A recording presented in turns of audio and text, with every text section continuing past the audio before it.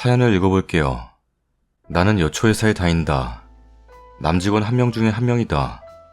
다닌 지는 이제 1년이 조금 넘었고 여초회사지만 그래도 다른 직원들과는 별 문제없이 잘 지냈다. 연령대도 다양해서 아가씨부터 아줌마까지 계시는데 약간 나대는 성격이고 나서길 좋아해서 내 일이 아닌데도 이것저것 잘 도와드린다. 문제는 두어 달 전 신입 여사원이 들어와서부터 시작되었다. 아직 총각인지라 멀리 출장을 갈 일이 있으면 내가 가는 편이다. 물론 그에 대한 수당은 사장님이 잘 챙겨주시기에 불만은 없다. 출장을 다녀와서 퇴근 시간쯤 회사에 들렀다. 들러서 화장실에 손을 씻으러 들어갔는데 안에 인기척이 있었다. 참고로 우리 회사는 남녀 공동 화장실 아니다. 간간히 존재했던 남자 사원 때문에 남자 화장실이 별도로 있다. 나 아니면 이용할 사람도 없는 화장실에서 인기척이 나니까 누구세요? 하고 물어봤다. 하지만 아무 말도 없길래 손을 씻으러 들어왔다가 그냥 나왔다. 나와서 책상에 가서 물건을 주섬주섬 챙기는데 그 신입 여사원이 나오더니 방 대리님, 화장실 들어올 때는 노크하셔야죠. 라고 하는 거. 네? 나는 내가 잘못 들어왔나 싶어 다시 살펴봤지만 1년을 넘게 다닌 화장실. 남자 화장실인데요? 아니 그래도 누가 있을지도 모르는데 왜 그냥 벌컥 들어오시는데요? 그럼 방실씨는 왜 남자 화장실에 들어왔는데요? 어이가 없어서 되물었다.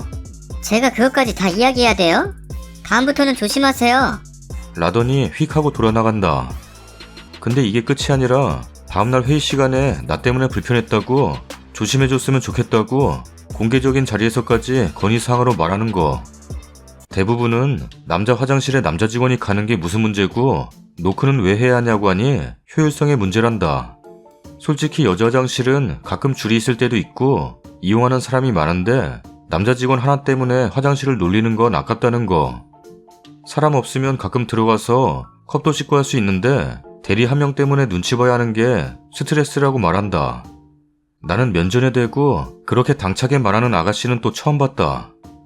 대부분은 억지라고 생각하며 웃어 넘겼지만 왠지 분했다. 기분이 찝찝했다.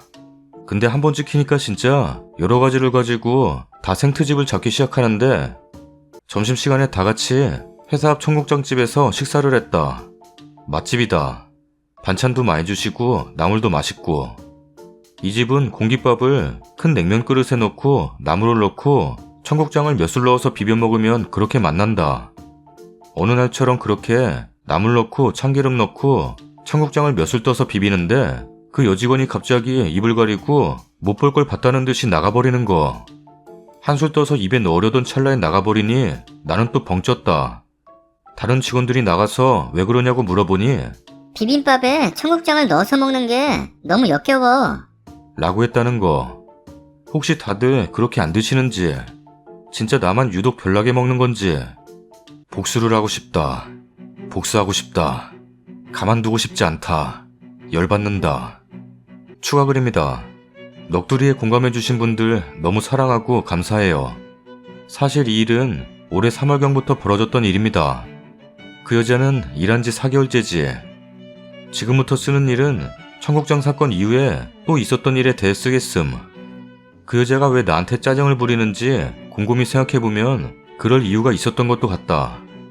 대부분의 회사가 그렇지만 예를 들어 7월 연차를 6월에 미리 신청받고 겹치는 날짜는 조정해서 쓰는 경우가 있다. 내가 다니는 회사도 연차를 미리 받아서 조정하는데 그걸 내가 한다. 파일로 정리를 잘한다고. 근데 이 일이 쉽다면 쉽고 어렵다면 어려운 것이 조금이라도 좋은 날짜에 내가 연차를 쓰면 특혜라고 생각하는 사람이 있고 본인이 원하는 날짜에 연차를 받아주지 않으면 악당이 되게 되어 있다. 특히나 아이가 있는 엄마들은 애들 일정에 본인의 휴가를 맞추는 경우가 많은데 학교라는 게 거의 비슷비슷해서 특정 행사, 운동회나 학예회나 기타 등등의 일정이 몰리면 눈치 싸움이 엄청나다. 어머니들 화이팅입니다. 어찌되었든 나는 그러한 막중한 임무를 맡았기 때문에 연차에 대해서 공부를 하지 않을 수가 없었기에 아주 얕은 지식을 가지고 있다. 그 여자가 입사하고 나서 채 한 달이 안 되었는데 어느 날 갑자기 휴가를 내겠다고 하는 거. 대답은 당연히 노. 연차가 없어서 안 된다고 했다. 하루도 아니고 이틀을 써야겠다고 우기기 시작한다. 연차가 왜 없어요? 매년 15개씩 쓸 수 있는 거 다 아는데. 그래서 연차에 대한 내용을 차분하게 설명해 주려고 했지만 저 그날 아무튼 못 나옵니다. 라고 하는 거. 싹수는 진작에 알아봤다. 저기요, 연차 못 올려요. 없는데 어떻게 올려요? 그리고 제가 직장 선배 아닙니까? 말하고 있는데 본인 할 말만 하고 싹 가는 건 어디서 배우셨어요? 여기 학교 아니잖아요. 돈 받고 일하는 프로 아닙니까? 라고 한마디 해줬다. 그러자 그새 사장님한테 가서 말했는지 이번 한 번만 쓰게 해주라고 하신다. 뭐 사장님이 어련히 생각이 있어서 쓰라고 하셨겠지 하고 그럼 휴가 계획서 작성 후 제출하라고 했다. 우리 회사는 휴가 사유 이런 거 안 적어도 되고 휴가일, 비상 연락처만 적으면 된다. 전사는 없다. 온리 수작업. 회사가 크지 않은지라. 그러니까 한다는 소리가 되는데 왜 안 된다고 하셨어요? 제가 방대리님한테 뭐 잘못한 거 있어요? 라고 개띠껍게 말한다. 아, 이 애는 인간 같지도 않은 애구나 하고 나는 포기를 했다. 그냥 상종하지 않으면 되는 거니까. 원래 성격은 저런 거 못 두고 보는 성격이나 밖에서 생활해보니 상종해봐야 손해보는 건 언제나 내 쪽이라는 걸 잘 알기에 신경을 안 쓰는 거. 이런 일이 있은 이후부터 그년이 나한테 땡땡대기 시작한 것 같다. 저런 사람들은 더러워서 피하는 거라고 마주치지 않고 살아가던 어느 날이었다. 결국 화장실에서 사단이 났지. 혼자서 사용하는 화장실이기에 화장실에 별로 냄새도 나지 않는다. 그리고 바닥에 물이 튈 일도 없고 항상 뽀송뽀송한 상태다. 물이 튀더라도 곧장 마르거나 너무 많이 흐를 경우에는 마포로 몇 번 슥슥하면 된다. 그날은 회사 선배들과 가벼운 티타임을 하고 나서 내가 컵을 씻어드린다고 사무실 컵을 모아 쟁반에 얹어 화장실로 들어왔다. 화장실에 들어가서 2걸음인가 걸었나?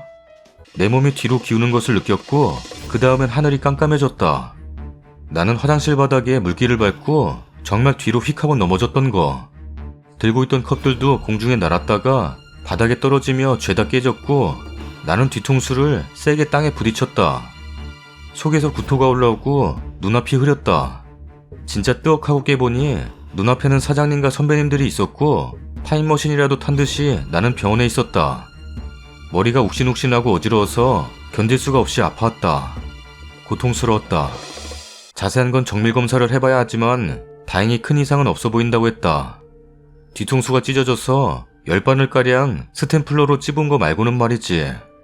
사장님은 입원해서 며칠 푹 쉬라고 하셨고 너무나도 미안해 하셨다. 화도 났지만 너무나도 어이가 없는 것은 만약 남자가 여자 화장실에 들어갈 경우에는 매장당하는 거 아닌가? 효율성 이야기를 하며 남자 화장실에 들락날락거리는 그 여자가 너무 짜증이 났다. 회사로 돌아가면 따끔하게 한마디 해야겠다 생각하고 며칠 입원 후 회사로 복귀했다. 회사에 복귀하고 나서 그 여자가 나를 불렀다. 이야기 좀 하자고. 좋다.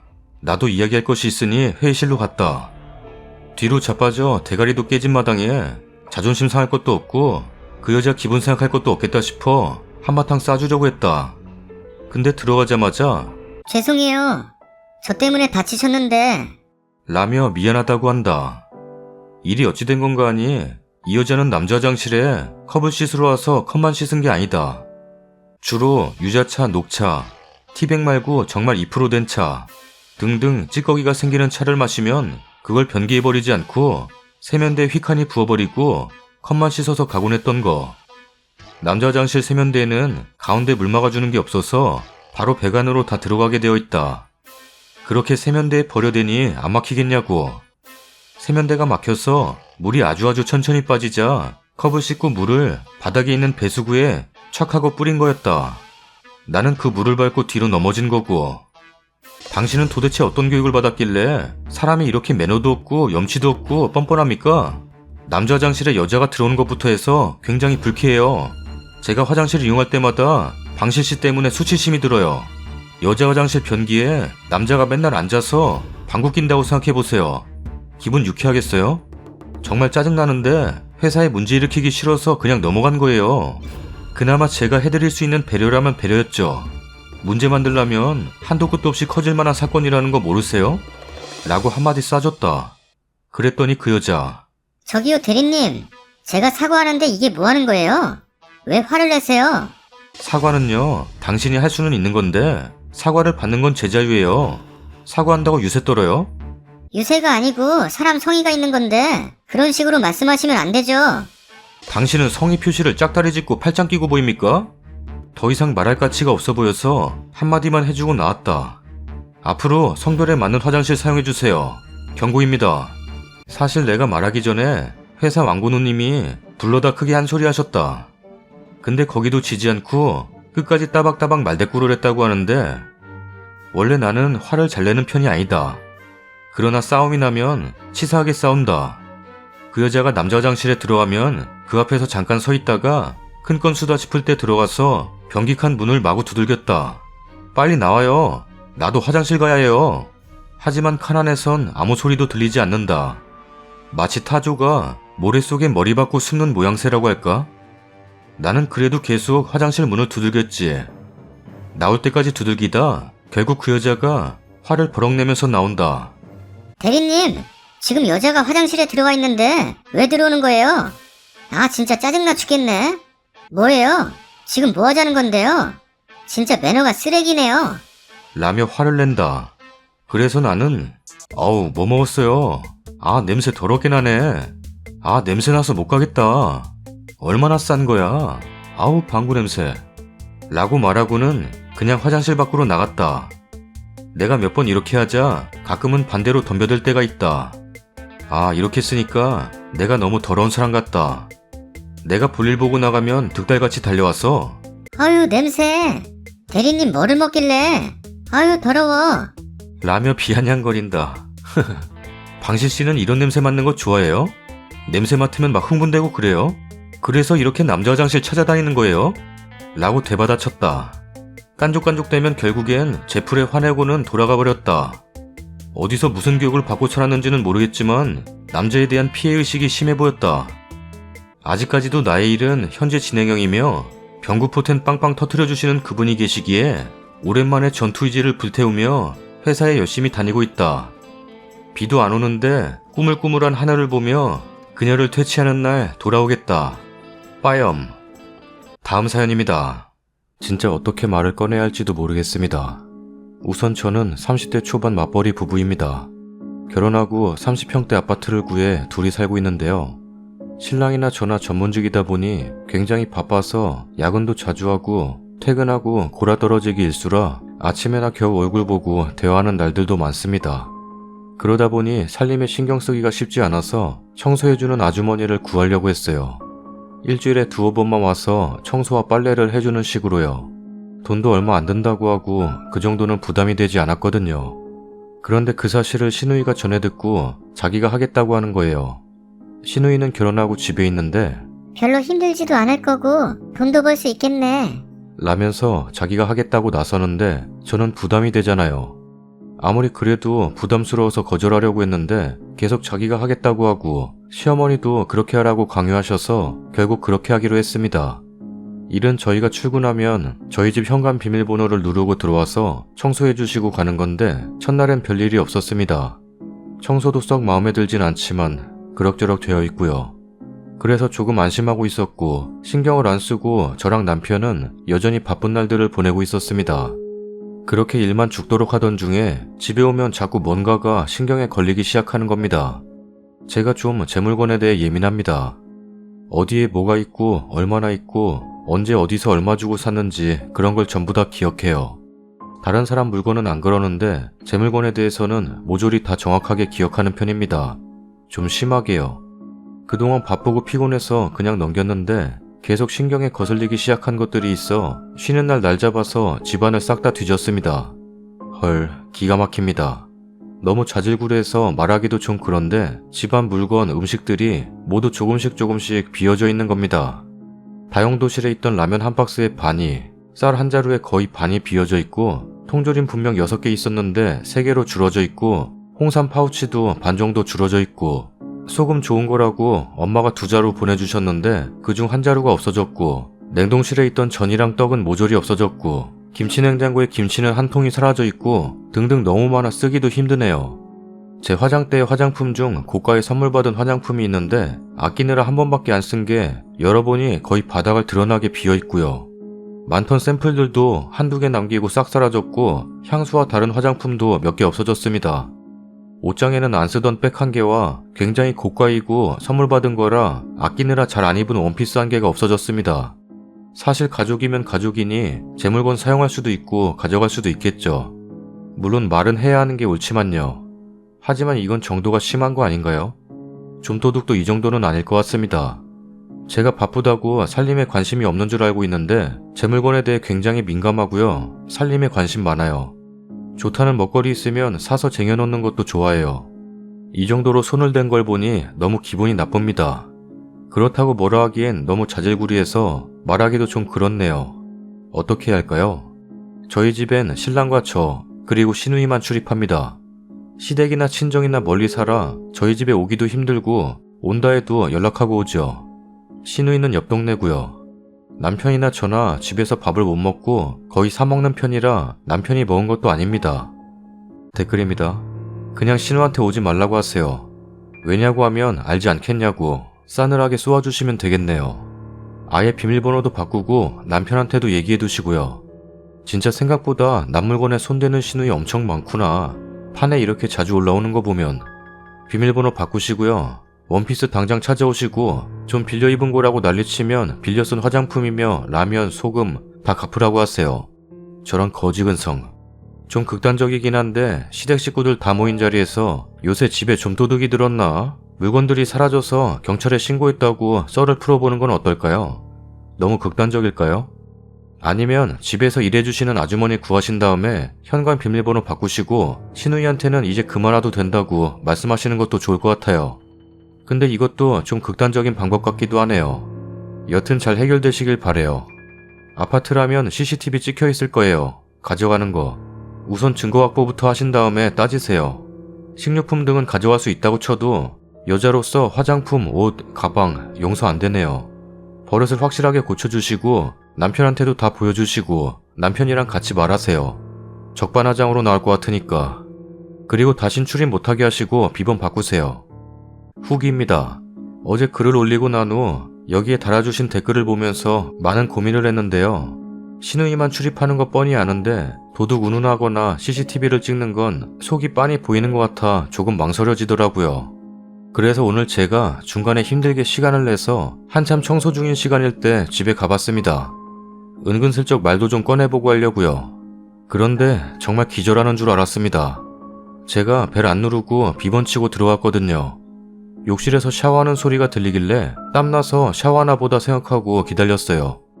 남의 집에서 샤워하는 거 기분 좀 그렇지만 그럴 수도 있기에. 그런데 잠시 후 나온 사람이 신우가 아니었습니다. 신우 남편이 나왔어요. 너무 놀라서 소리를 꽥 지르고 안방으로 들어갔는데 안방 제 침대에 실오라기만 걸친 채로 누워있는 시누이.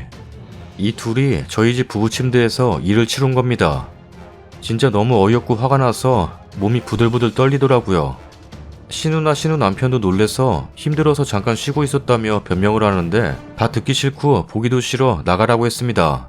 지들 잘못한 건 아는지 순순히 나가더라고요. 어떻게 저희 부부 침대에서 그럴 수가 있는지 솔직히 너무 더럽습니다. 시트도 다 버리고 제 손으로 다 청소했네요. 짜증나서 좀 울다 남편에게 되도록 일찍 들어오라고 전화했습니다. 남편에게 다 말하려고요. 지금 글 쓰는데 전화 왔네요. 오빠한테 말하지 말아주세요. 집 청소하고 엄마네 내려가려고 했는데 시간대가 애매해서 남편을 그 집으로 오게 해서 같이 바로 내려가려고 불렀어요. 그전에는 부른 적 절대 없어요. 라고 하는데 믿기지 않아요. 청소일 해준 지 2달째인데 전에 한번 집에서 담배 냄새를 맡았거든요. 저랑 남편은 담배를 피지 않고 신우도 안 피고 피는 사람은 신우 남편이에요. 그때 그냥 넘어갔지만 종종 불렀던 것 같아요. 여름에 한참 더울 때는 에어컨을 얼마나 틀어댔는지 전기세가 엄청 나왔고 그냥 저희 집에서 저희 퇴근 전까지 둘이 놀면서 지냈던 것 같아요. 제가 사다가 쌓아놓은 과일이랑 간식거리 다 먹어치우면서. 퇴근해서 와보면 그 더운 날 집안이 서늘한 적이 많았거든요. 그래도 더운데 힘들게 일하는데 뭐라 하기 그래서 넘어갔는데 이번엔 못 넘어간다고 말했어요. 댓글입니다. 잘 됐어요. 더럽긴 하지만. 이 일을 계기로 당당하게 시누이를 발도 못 들이게 하시고요. 남편에게 그동안 있었던 일을 사실대로 말하시고 도우미를 쓰시는 게 좋겠어요. 도우미가 훔쳐가면 신고라도 하던가 말이라도 하지. 그동안 속 끓였는데. 그리고 시어머니께 말씀드리는 건 신랑이 얘기하게끔 하시고요. 신랑이 직접 시어머니께 살림이 조금씩 없어지고 있었다고. 신랑이 직접 보고 느낀 듯이 말하도록 주의 주세요. 다시는 시누이 식구나 시어머니께서 강요하지 못하도록 신랑이 한번 큰소리 내야겠어요. 얘기해야죠. 그냥 묻어둘 일 아니라고 먼저 말씀하셔야죠. 다시 전화하셔서 묻을 일 아니라고 말씀하세요. 그리고 신랑분께 얘기 다 하세요. 여름에 더우니까 에어컨 트는 건 이해하는데 전기세가 이만큼 나올 정도로 트는 거에 살림살이 옷 화장품 없어지는데 이럴 거면 차라리 모르는 사람 불러서 일 시키고 없어지는 거 있으면 신고하는 게 낫지. 이건 뭐 신우라서 신고도 못하고 신우 남편까지 와서 우리 부부 침대에서 그 짓을 하는데 도저히 참고 넘어갈 수 없어서 말하는 거야. 그전까지는 식구니까 참았어. 라고 하세요. 참고 넘어간다면 신우는 계속 글쓴이 만만하게 생각할 거고 글쓴님은 바보 되는 겁니다. 참을 일이 따로 있지. 어떻게 저런 더러운 일을 참고 넘어갑니까? 거기가 무슨 호텔인 줄 아나? 그냥 넘어가지 마시고 남편이랑 시댁에 꼭 알리셔야 하지 않을까요? 남편에게만 말하면 남편이 시댁에는 알리지 말라고 말해버리면 시어머니는 왜 시누이 안 쓰냐고 아무것도 모르고 말하실 텐데 그냥 확 불어버리세요. 다음 사연입니다. 아기 재워놓고 모바일로 작성 중이라 가독성이나 맞춤법, 띄어쓰기 부분의 부족함은 양해 부탁드립니다. 아기가 벌써 300일이 지났으니 이 일도 약 300일 전이 되겠군요. 결혼생활 내내 정말 입에 담기 어려운 시집살이와 남편의 막장 짓거리에도 어렵사리 결혼생활 이어왔는데 아이 출산하고 일어난 상황에 결국 시어머니 만나고 살지 않습니다. 남편은 너도 잘한 것 없으면서 나만 가운데서 괴롭히네. 너나 엄마나 똑같아. 해도 너무한다. 라는데 저는 아무래도 그간 당해온 일들과 함께 아기까지 낳았음에도 시어머니 등살에 휘둘리는 인생이 견디기 힘들어 이혼 요구도 여러 차례 했었습니다. 그때마다 남편은 잘 살아보자 다독이면서 속으로는 저런 생각하며 수시로 어머니를 보지 않고 사는 저를 책망하니 너무나 억울하여 하소연 겸 제가 잘못한 것이 있다면 반성하고자 여러분의 의견을 여쭙니다. 아이를 출산하기 전부터 계속 집안 살림을 정리해 주시겠다. 아기 오면 깨끗한 집에서 맞이해야 하는데 본인이 치워주시겠다던 시어머니의 배려, 눈물나게 감사합니다만 마음만 받고 남편도 이 집안 살림의 책임자이니 남편이 알아서 할 거라 했습니다. 어머니는 예, 우리 아들이 뭘 하면 얼마나 깨끗하게 하겠니? 내가 해주마. 라고 하셨고 한사코 거절했지만 남편의 이모님까지 거두셔서 그럼 청소만 부탁드린다 말씀드렸습니다. 말씀드려놓고도 마음이 편치 않아 입주 청소 알아보고 있었는데 예정일보다 일주일 빠르게 아이를 낳게 되면서 준비되지 못한 채로 병원에 입원하였습니다. 입원에서도 여러 힘든 일이 많았습니다. 거동이 불편한데도 불구하고 면회 오신 시어머니께서 고생하는 자기 아들 맛있는 거 사주시고 싶어 하셔서 제왕절개 후 소변줄 막 뽑고 움직이기 어려워 화장실도 가기 어려웠지만 그러라 보내드렸습니다. 아이 낳고 입원해 있는 동안 9시만 되면 산모보다 먼저 잠들어 드렁드렁 코를 고는 바람에 잠 못 이루고 새벽에 물 한 모금 못 얻어 먹었지만 그래도 간이 침대에서 쪽잠 자는 것이 안쓰러워 많이 격려해 주었습니다. 시어머니께서는 고생했다며 미역국이다 뭐다 말만 하라며 많이 챙겨주셨습니다. 대체적으로 잘 챙겨주시고 임신기간에도 먹고 싶은 것이 있으면 언제든 말하라고 하시던 보기에는 좋은 시어머니이십니다. 물론 만삭 때까지 본인 아들과 술 드시고 싶어 하셔서 밤중까지 많이 끌려다니고 임신 후기에 캠핑이다 지인들 술자리다 심지어 김장까지 참석했고 친정 대신 시이모 댁을 결혼하고 첫 해 빼고는 매년 다녔지만 예뻐해 주신다고 믿었기 때문에 불평 없이 다녔습니다. 아이 낳고 3일째에도 남편과 큰 싸움이 있었지만 좋게 풀고 지나갔습니다. 우여곡절 끝에 조리원에 들어가며 시어머니께서 말씀하십니다. 우리 아들 4박 5일간 애썼으니 너 조리원 가는 김에 우리 아들 술 한잔 먹이고 싶다. 너희 집에서 먹을게. 라고 하셨어요. 그러시라 했습니다. 시가에서 버스로 대여섯 정거장 남짓의 신혼집, 그쪽으로 가야 아기가 생긴다고 점지해 주셔서 이사온 그 집. 며느리 눈치 보여서 자주 들여다보고 싶은데 못 그런다. 난 시집살이 당했지만 너한테 돌려주기 싫다. 라는 말을 자주 말씀하시는 분이십니다. 제가 조리원에 있는 동안 남편에게서 연락이 옵니다. 싱크대 수전이랑 욕실 샤워기 더러워서 버리라는 거 내가 샤워기는 잘 챙겨뒀어. 싱크대 수전과 욕실 샤워기 모두 필터를 갈아 쓰는 헤드를 사용하고 있었고 필터 가는 법을 남편에게 말해두었습니다. 물론 여분 필터도 구비해두었습니다. 모유를 유축하다 본 톡에 놀라 전화를 걸었습니다. 남편은 싱크대 수전은 이미 며칠 전에 버려서 다시 주워오지도 못해. 필터를 교체하지 않아 녹물이 쓸어있는 것이 더럽다며 통째로 버리라 하시고는 일반 코브라 수전으로 교체하라 하셨답니다. 이것은 시작이었습니다. 이 중간에도 몇 가지 마찰이 더 있었지만 생략하고 퇴소 후 집에 와서 아이를 눕혀놓고 편한 옷으로 갈아입으려 옷장을 열었는데 문이 열린과 동시에 개어져 있는 저의 옷가지들이 우르르 쏟아집니다. 이렇게 정리해둔 적이 없는데? 당황했지만 옷을 갈아입기를 포기하고 기저귀를 갈아야 해서 방수 패드를 찾습니다. 패드를 정리해둔 서랍에서 남편의 속옷이 이쁘게 개어져 있었습니다. 아기는 울고불고 저는 또다시 멘붕이 옵니다. 그냥 시트 위에서 후다닥 갈아줍니다. 초보 엄마는 당황하기 시작합니다. 아기를 제대로 눕히기 위해 미리 세탁해둔 속삭이를 찾습니다. 역시나 미리 정리해둔 곳에 없습니다. 그곳에는 대충 들어가 있는 제 속옷이나 양말까지들이 있습니다. 아기가 또 웁니다. 배가 고픈가 봅니다. 수유하기 위해 이제는 진짜 편한 옷이 필요한데 미리 준비해둔 수유옷을 아무리 찾아도 못 찾습니다. 서랍장에 견출지로 붙여놓은 것이 무색하게 그곳에는 미처 정리하지 못하고 건조대에 널어두었던 가재 수건이 있습니다. 대충 수유를 시작합니다. 그 사이 남편은 시어머니를 모셔옵니다. 조리원에서 퇴소하면 같이 점심을 먹기로 약속해서 이것저것 챙겨서 오십니다. 기분이 언짢았지만 일단 안방 너머로 인사드립니다. 문을 완전 닫지 않고 문이 있는 쪽 벽에 기대 숨어 수유했어요.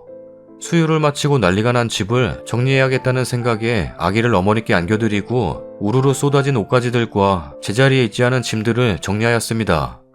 그 와중에도 어머니는 주변 분들께 아기 선물을 받아왔다시며 나와서 이것 좀 보라 하셨는데 저는 그 순간 그것들이 궁금하기보다 제가 조리원에서 미리 준비해둔 아기용품들이 정리해둔 곳에 보이지 않는 것에 점점 화가 나기 시작했습니다.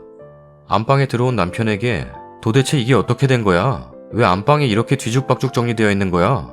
몰라. 남편은 그저 자기는 모른다고만 답했습니다. 평소에도 늘 몰라를 입에 달고 사는지라 순간 발끈하여 짜증난다고 했어요. 그 뒤로 어머니께서는 갑자기 아기 낳느라 수고했다. 나 간다. 라고 하시며 가셨고 저는 당황했습니다. 남편도 가시는 어머니를 붙잡거나 따로 연락하거나 하지는 않았습니다. 그저 제가 투덜대고 짜증난다고 하는 것을 들으셔서 가셨다고 합니다. 마음은 불편했지만 따로 죄송하다는 마음은 사실 들지 않았습니다. 일부러 들으시려 한 건 아니었지만 당황스럽고 짜증이 났던 것은 사실이어서 그렇게까지 할 건 없었는데 라는 마음은 듭니다. 저는 며느리에게 그런 대접을 받는 것이 서운하시면 애초에 그런 일을 하지 마셨어야 하는 거 아닌가 라고 생각했습니다. 시어머니께 정확히 다음날 장문의 카톡으로 아기 가지고 장난질하지 마라. 너는 내가 마음에 들지 않으면 언제고 아이 가지고 보여주니 많이 할 것이 아니냐. 아이 보고 싶은 마음 없다. 보고 살지 말자. 라는 내용으로 연락이 옵니다. 남편에게 보내주니 남편은 네가 투덜대는 목소리가 커서 어머니가 기분 상하신 건 맞지만 네가 그럴 만했어. 이해한다. 라고 했습니다. 저도 딱히 잘했다고 생각하진 않지만 그렇다고 죄송하다 용서빌 것도 아니기에 혹시라도 앞으로 어머니와 나 사이에서 힘들 것 같으면 그냥 어머니 아들로 살아라. 아이는 내가 키우겠다 했지만 전적으로 저를 이해하며 그간 고생 많았고 충분히 훌륭한 며느리였다고 위로해 주었기에 믿고 살았습니다. 그 뒤로 얼마 지나지 않아 아기 100일에 보고 싶다 하셔서 아기만 보내드렸어요. 그 뒤로 몇 번을 아기 보고 싶다 하시면 남편 통해 보여드렸습니다. 아기가 엄마가 없으니 자꾸 울기만 하여 오래 보지 못하니 같이 오길 바라셨지만 그러지 않았습니다. 저에게 용서 빌지 않아도 다 용서해 줄 테니 아이 데리고 한 번만 오길 바란다고 남편 통해 전하셨을 때 저는 또 무너졌습니다. 저에게는 단 한 번도 미안한 적 없는 어머니가 너무 미웠어요. 계속 자기 엄마 변했다고 다시는 너에게 잔소리하지 않을 거라고 자기 엄마 한 번만 만나달라는 남편. 저는 남편이 저럴 것이라고 장담했기에 이혼을 권유했었는데 아니라고 전적으로 너를 응원한다 해놓고 딴소리합니다. 몇 달간의 딴소리 끝에 지난 여름 어머니 댁에 갔습니다. 용서 빌지 않았어요. 아무렇지 않게 그냥 애기 커가는 얘기 몇 마디 하고 집으로 식사 한번 하러 오시라고 예의상 말씀드렸어요. 당장 그 주에 오시겠다 성화하셔서 모셨습니다. 복날이 껴있어서 백숙을 끓여오셨습니다. 앉아서 한두 잔 드시더니 저 수도 바꾸라고 했더니 안 바꿨니? 샤워기도 안 바꿨나 보네. 아니 왜 말을 안 들어? 싱크대 수전은 다시 필터 교체용으로 구입해서 쓰고 있었고 욕실 샤워기는 필터만 갈아서 쓰고 있었는데 보시더니 그 소리 먼저 하셔서 애써 참고 그냥 웃어넘긴 뒤 아기가 잠투정하여 낮잠을 재웠고 아기 자는 동안 어머니는 아들과 도란도란 몇 잔 더 하신 뒤 돌아가셨습니다. 어머니는 변하지 않습니다. 그 뒤로 다시 보지 않고 있습니다. 남편은 이제 이런 삶 지겹다. 해도 너무한다. 주변에서도 다 너가 잘못했대. 이렇게 다들 네가 잘못했다는데 왜 자꾸 나를 못 살게 하는 거야? 지난 수년의 세월 동안 이 일만 있었던 것이 아님에도 그리고 견딜 수 없다면 돌아가라는 말에도 본인이 선택해놓고 이제 와서 저를 책망합니다. 대화가 통하지 않는다고 합니다. 정말 제가 철없이 시자라면 그냥 싫어서 남편 괴롭히는 나쁜 며느리인가요? 긴 글 두서없이 적었는데 읽어주셔서 감사하고 꼭 댓글 부탁드립니다. 댓글입니다. 남편 보내드려요. 어머니 댁으로. 남편 엄마 밥 먹고 평생 살라고 보내주고 이혼하세요. 글만 봐도 짜증나서 병 걸릴 듯. 그 엄마의 그 자식이네. 중간에서 뭐 했다고 저러니? 그냥 너도 너네 엄마한테 가라고 해요. 내 자식 내가 챙긴다고. 님이 잘못한 게 뭔지 딱 하나 알겠네요. 저런 남자랑 결혼한 거. 그게 문제네. 곱게 싸서 시어머니께 던지세요. 님과 아이에게 1도 필요 없는 버러지일 뿐입니다. 남편 노릇 아버지 노릇 못하는 버러지를 뭐하러 보고 삽니까? 님만 속 뒤집히지. 저는 남편이 뭐 찾는다고 뒤지는 것도 참 싫어해서 시어머니가 저런 식으로 내 살림 뒤지고 본인 맘대로 정리하는 거 생각만으로도 딱 질색입니다. 진짜 내 살림살이 다 뒤집어 놓은 게 얼마나 짜증나는 일인지 안 당해본 사람은 몰라요. 지금까지 몇 년째 한자리에 놓고 쓰던 물건이 딱 필요할 때 찾으면 없는데 10분, 20분, 30분 계속 찾으면 찾을수록 점점 짜증나서 정리해놓은 거 다 뒤집어 놓고 처음보다 일이 훨씬 더 많이 생겨요. 웃긴 게 우리 친정엄마가 젊었을 때 할머니가 살림 다 받고 나서 미치는 줄 알았다고 하셨으면서 나한테는 이렇게 정리하는 게 더 편하다고 좋다고 하면서 유익한 정보를 가르쳐 주시네. 쓰니님이 뭘 잘못했는지 남의 편 보고 이야기해보라고 하세요. 애 낳고 집에 왔더니 며느리 짐 싹 다 뒤집어 놓고 아니 왜 수전 바꿔놓는데요? 그럴 거면 지그집이나 바꾸라고 하세요. 그리고 연 끊자고요? 참나 누가 아쉽나 보자 그래요. 웃겨. 남편이 제일 황당. 주변에서도 그러고 너도 힘들다니 이혼하자고 하세요. 다신 그런 말 듣기 싫으니 이혼하자고. 넌 니네 엄마가 처자식보다 더 소중한 인간이니 니네 엄마랑 살라고요. 지 엄마랑 똑같아서는 남 말은 듣는 척도 안 하고 하자는 이혼도 안 하는 주제에 어디서 힘든 척이야. 배려심 쥐똥만큼도 없는 시모에 중간 처신 못한 머저리 남편 놈 문제도 있지만 솔직하게 얘기하지 못한 쓰니도 문제죠. 그냥 그렇게 상황 꼬아가며 머저리 남편에게만 얘기하고 넘어갈 일이 아니라 그래도 저희 살림인데 제 속옷하며 여러 가지가 다 제자리에 안 있고 어디 있는지 찾지도 못하겠고 하니까 속상하네요. 도와주신 건 고맙지만 여긴 저희가 살아갈 집이고 살림인데 그 부분은 이해해 주셨으면 합니다. 라던지 뭐 시모에게도 직접적으로 한번 털어놨었어야 하는 부분이었지 싶어요. 저도 조금이나마 이해합니다. 저도 일 다녀와서 저녁하려고 찬장을 열어 필요한 기구를 찾을 때 그게 없을 때의 황당함, 엉뚱한 곳에 있는 물건들을 1시간 걸려 정리 다 해두고 그제야 밥을 차려 늦은 저녁을 먹고 다음날 퇴근해 와서 또 옮겨져 있는 내 살림들, 내 손에 익지 않은 곳에 있는 물건들을 볼 때 올라오는 화를 참기가 어려웠습니다. 그래도 어린 자식들 시어머니가 보시니까 감사함으로 참고 또 참고 시어머니께 돌려 집안일 하지 마시고 애들만 보고 놀다 가시라고 해도 다 뒤집어져 있는 내 살림들에 미칠 듯이 화가 치솟아서 숨쉬기도 어려웠던 적이 있었습니다. 이해가 안 됐어요. 왜 그러시는 걸까? 왜 이러시는 걸까 하고요. 꺼내기는 아래에서 꺼냈으면 그대로 아래에 넣으시면 되는데 왜 위에 두시는 걸까? 정말 정신 나간 사람처럼 혼자 욕하면서 중얼대기도 하면서 살림 다시 제자리에 두고 애들 저녁해서 먹이고 치우고서야 집에 들어오는 남편을 고운 눈으로 볼 수는 없었어요. 어머님 때문에 쉬지도 못하고 더 힘들다고 이러다 화병으로 쓰러지든 과로로 쓰러지든 쓰러지겠다고 안 오시게 하면 안 되냐고 붙잡고 이야기를 했습니다. 저도 비겁했죠. 그래도 남편 자기가 편하니까 기어이 부르고는 저는 나 몰라라 하더라고요.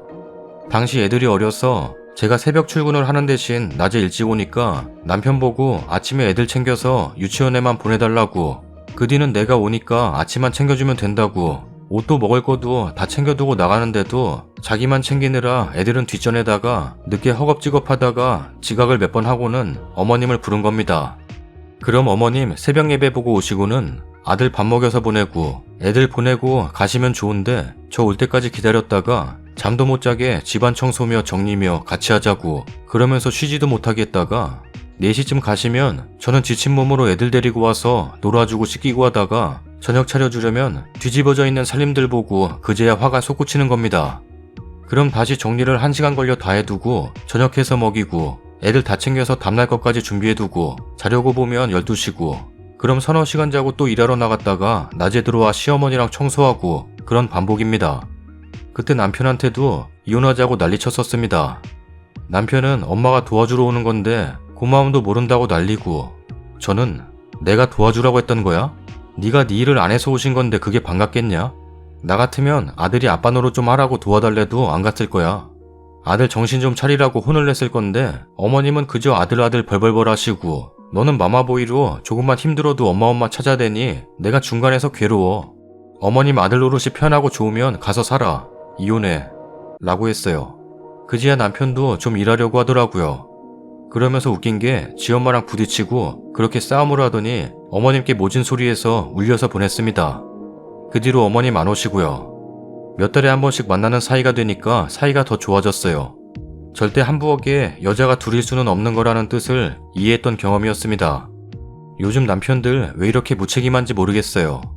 울 남편은 어머님이 맘대로 물건 옮겨서 찾았을 때마다 스트레스 받는다는 제 말을 이해 못하고 배은망덕 이러면서 찌릿하더니 아침 출근할 때 자기 양말이 한 개도 안 보인다고 저한테 성질을 내서 내가 어떻게 하냐고 다 어머님이 옮기셨으니 어머님이 아시겠지. 네가 한번 찾아봐 했더니 찾아도 안 나와서 어머님께 전화해 어디다 뒀냐고 난리치고 성질 바락바락 내고는 왜 여기다 뒀는지 모르겠다고 중얼대더라고요. 그래서 아주 못난 아들이 따로 없다고 어머님이 도와준 거 네가 못 찾아놓고 왜 어머님한테 성질이냐고 고마워라고 나한테는 쯧쯧거려놓고 했더니 아무 말도 못하고 나가더니 그 뒤로 뭐가 안 보이면 조심히 물어봐요. 내가 어떻게 알겠어. 내가 평소 놔두는 자리 알면서 물어보냐고. 거기 없으면 어머님께 물어보라고 화내지 말고. 그걸 어머님 안 오신 2년 뒤까지 물어봤습니다. 그만큼 어머님이 우리 살림 곳곳을 다 건드신 거죠. 다음 사연입니다. 얘랑은 30대 후반, 저는 30대 중반입니다. 결혼을 앞두고 정신없이 보내고 있는 요즘 사소한 말다툼이 커져 조언을 구하고 싶어 글 남깁니다. 배경을 좀 설명드리자면 저희는 신혼집을 먼저 구했고 남자친구 먼저 들어가 살기로 했으나 아직은 본가를 왔다 갔다 하며 생활 중입니다. 주말에 신혼집 커튼 설치를 도와주시기 위해 시부모님이 방문하셨고 아버님이 만들어주신 의자도 들어왔습니다. 저는 그때 신혼집에 없었고 저녁에 왔어요. 그리고 그 다음날 아침 남자친구와 아침 식사를 하다 싸움이 생겼습니다. 어제 혹시 부모님한테 연락드렸어? 누구 부모님? 오빠네 부모님? 아니, 왜? 아니, 어제 커튼도 설치해주시고 의자도 만들어서 갖다 주셨는데 연락 한번 드려. 그게 너 점수 따는 방법이야. 방금 마지막 말은 너무 후지다. 뭐가 후져? 그렇잖아. 내가 점수를 왜 따?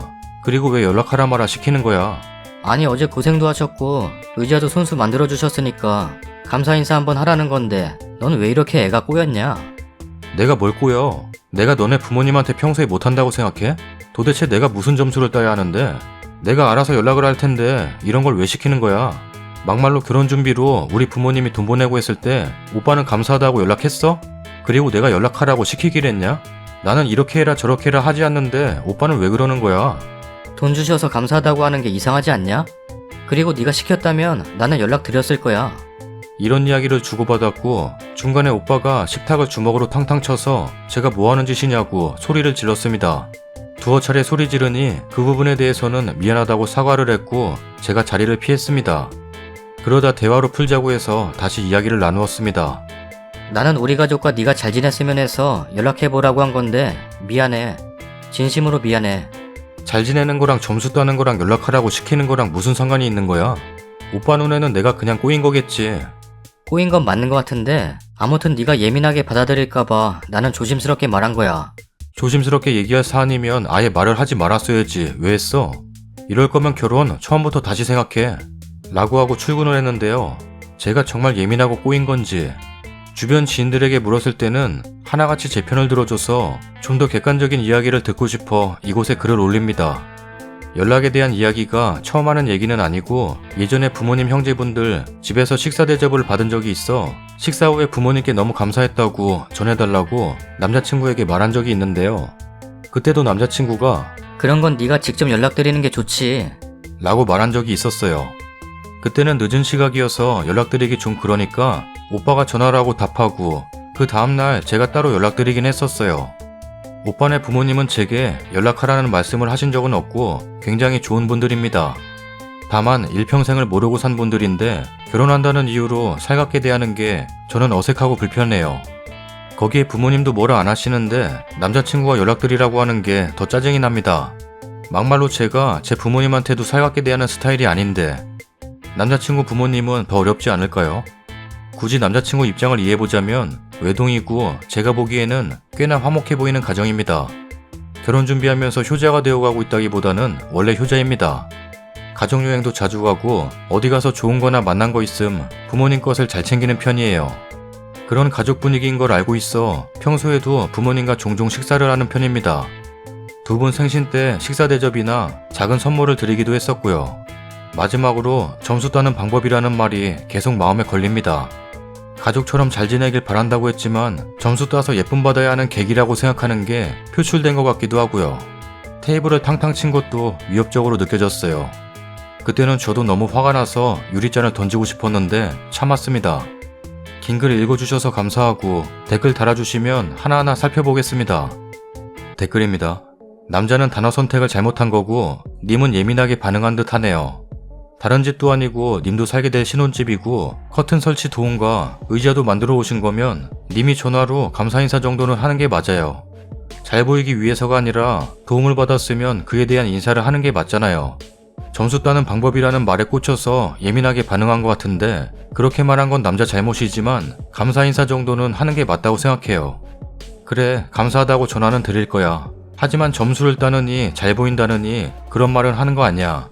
내가 너랑 행복하기 위해 결혼하는 거지 어른들한테 예쁨 받고 싶어서 결혼하는 거 아니야.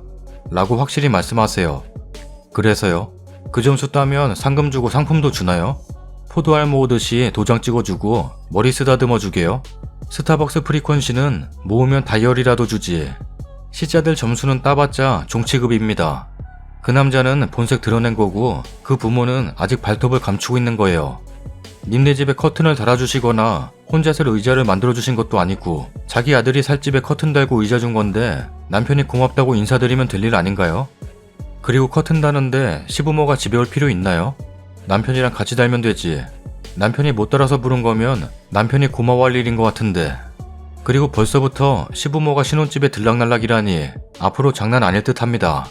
큰돈 받았을 땐 입 다물고 있다가 지부모가 그깟 커튼 다는 거 좀 해주고 의자 만들어줬다고 감사 인사 강요라니 점수 따라니 시대가 윗사람이라는 과대망상을 가지고 있으니 그딴 소리를 하지. 다음 사연입니다. 안녕하세요. 28살에 결혼해서 이제 3주년을 가까이 둔 31살 여성입니다. 앞으로 다른 사람들한테 울지 않고 덤덤하게 말하는 연습 겸 조언을 구하고자 이렇게 글 올립니다. 저한테도 이런 일이 일어나네요. 금토요일 야간 작업 들어가는 출장 간다고 해서 믿어 의심치 않았어요. 연락 잘 안 되어도 그쪽에서 술 한잔 하나 보다 하고 믿었어요. 그리고는 어제 출장 다녀오자마자 다른 술 약속 잡혔다고 새벽 1시 반에 들어왔네요. 곱게 자면 좋았을 텐데. 핸드폰을 손에 켜놓고 자서 그걸 끄다가 믿을 수 없는 내용들을 보았습니다. 같은 회사 어린 여직원이더라고요. 남편은 그 여자한테 카톡하려다가 술에 취해 잠들어 버렸고 제가 그 내용을 모두 보게 되었습니다. 당연히 그 출장은 그 여자와 단둘이 갔던 여행이었네요. 신기한 건 화도 눈물도 나지 않는다는 겁니다. 그 모든 대화들을 덤덤하게 캡처하고 여행에서 그들이 나눈 사진들을 저하고도 공유하고 카카오페이로 현금 거래한 호텔 거래 내역들도 다 캡처해서 보내는 제 모습이 마치 제가 생각해도 다른 사람 같았어요. 아마 어느 정도 느끼고 있었는지도 몰라요. 내 얘기에 별 반응 없는 당신, 나와 관계하지 않는 당신, 내가 먼저 사랑한다 해야 사랑한다고 대답하는 당신. 그런데 그 여자한테는 몇 번이나 사랑한다고 말하네요. 그걸 보니 씁쓸하더군요. 제가 끼어들기엔 그 두 사람은 정말 뜨겁더라고요. 정신 다시 차리고 이혼 전문 변호사 주변 지인한테 새벽부터 급하게 연락해서 면담 신청했어요. 지쳤나봐요. 몇몇 일들이 있지만 생략할게요. 앞으로 있을 그 사람의 말에 참과 거짓을 논해야 하는 제 자신이 너무 초라하고 불쌍할 것 같아요. 그리고 무엇보다도 다른 여자를 사랑한다는 그 사람한테 나를 사랑해달라고 매달릴 수는 없을 것 같아요. 그 와중에 가장 먼저 떠오른 사람이 큰 신우이 언니였어요.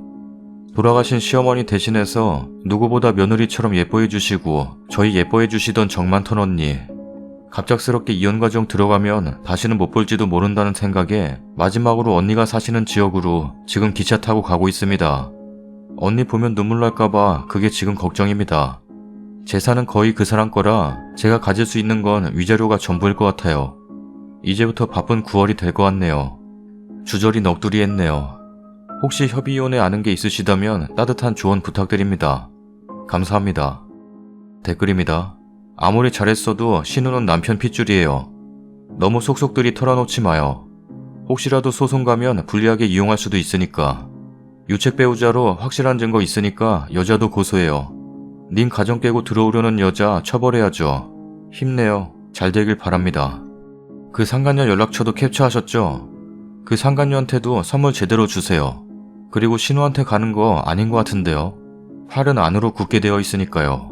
그리고 상간녀한테 위자료 청구 소송하세요. 꼭이요. 아무리 잘해줬고 좋은 신우이였더라도 신우이는 신우이입니다. 사실 다 알게 되면 바로 남편 편들 겁니다. 상처받지 말고 얼굴만 보고 와요. 아무 말도 하지 말고요. 지금 떠들어봐야 남편 손에 떡 쥐어주는 꼴입니다. 추가 글입니다. 저도 주작이면 좋겠어요. 그럼 이렇게 마음 찢어지는 기분은 들지 않을 거예요. 핸드폰이 켜져 있었던 건 그 사람이 술 취해서 상간녀한테 카톡하다가 손가락을 화면에 댄 채로 잠이 들어서 화면이 죽지 않고 계속 켜져 있던 상황이었어요. 그러다 제가 보게 된 것이고요. 많은 분들의 진심 어린 조언 감사드려요. 상황이 추가되어 추각을 올려요. 대구에 내려가는 기차에서 이 글을 올리게 되었는데 큰언니는 결국 보지 못했어요. 집 앞까지 찾아가서 전화를 몇 번 했는데 받지 않으시더라고요. 근처 카페에서 기다려도 다시 서울로 오는 기차를 타도 이틀 동안 잠을 못 자서 8시에 잠들 때까지 큰언니는 연락을 하지 않으셨어요. 문자를 보낼까 배를 누를까 생각하다가 댓글 중에 팔은 안으로 구분이 만나지 말라는 말들이 많아 거기까지만 했어요. 저녁쯤 언니한테 우리 이혼한다고, 아침에 대구 갔었다고, 그리고 이제 연락받지 않는다는 카톡 보내고 연락처 차단했어요. 카톡을 차단하진 않았는데 오늘 새벽에 눈 뜨니 답장이 와 있네요. 답장을 하지 않으려고요.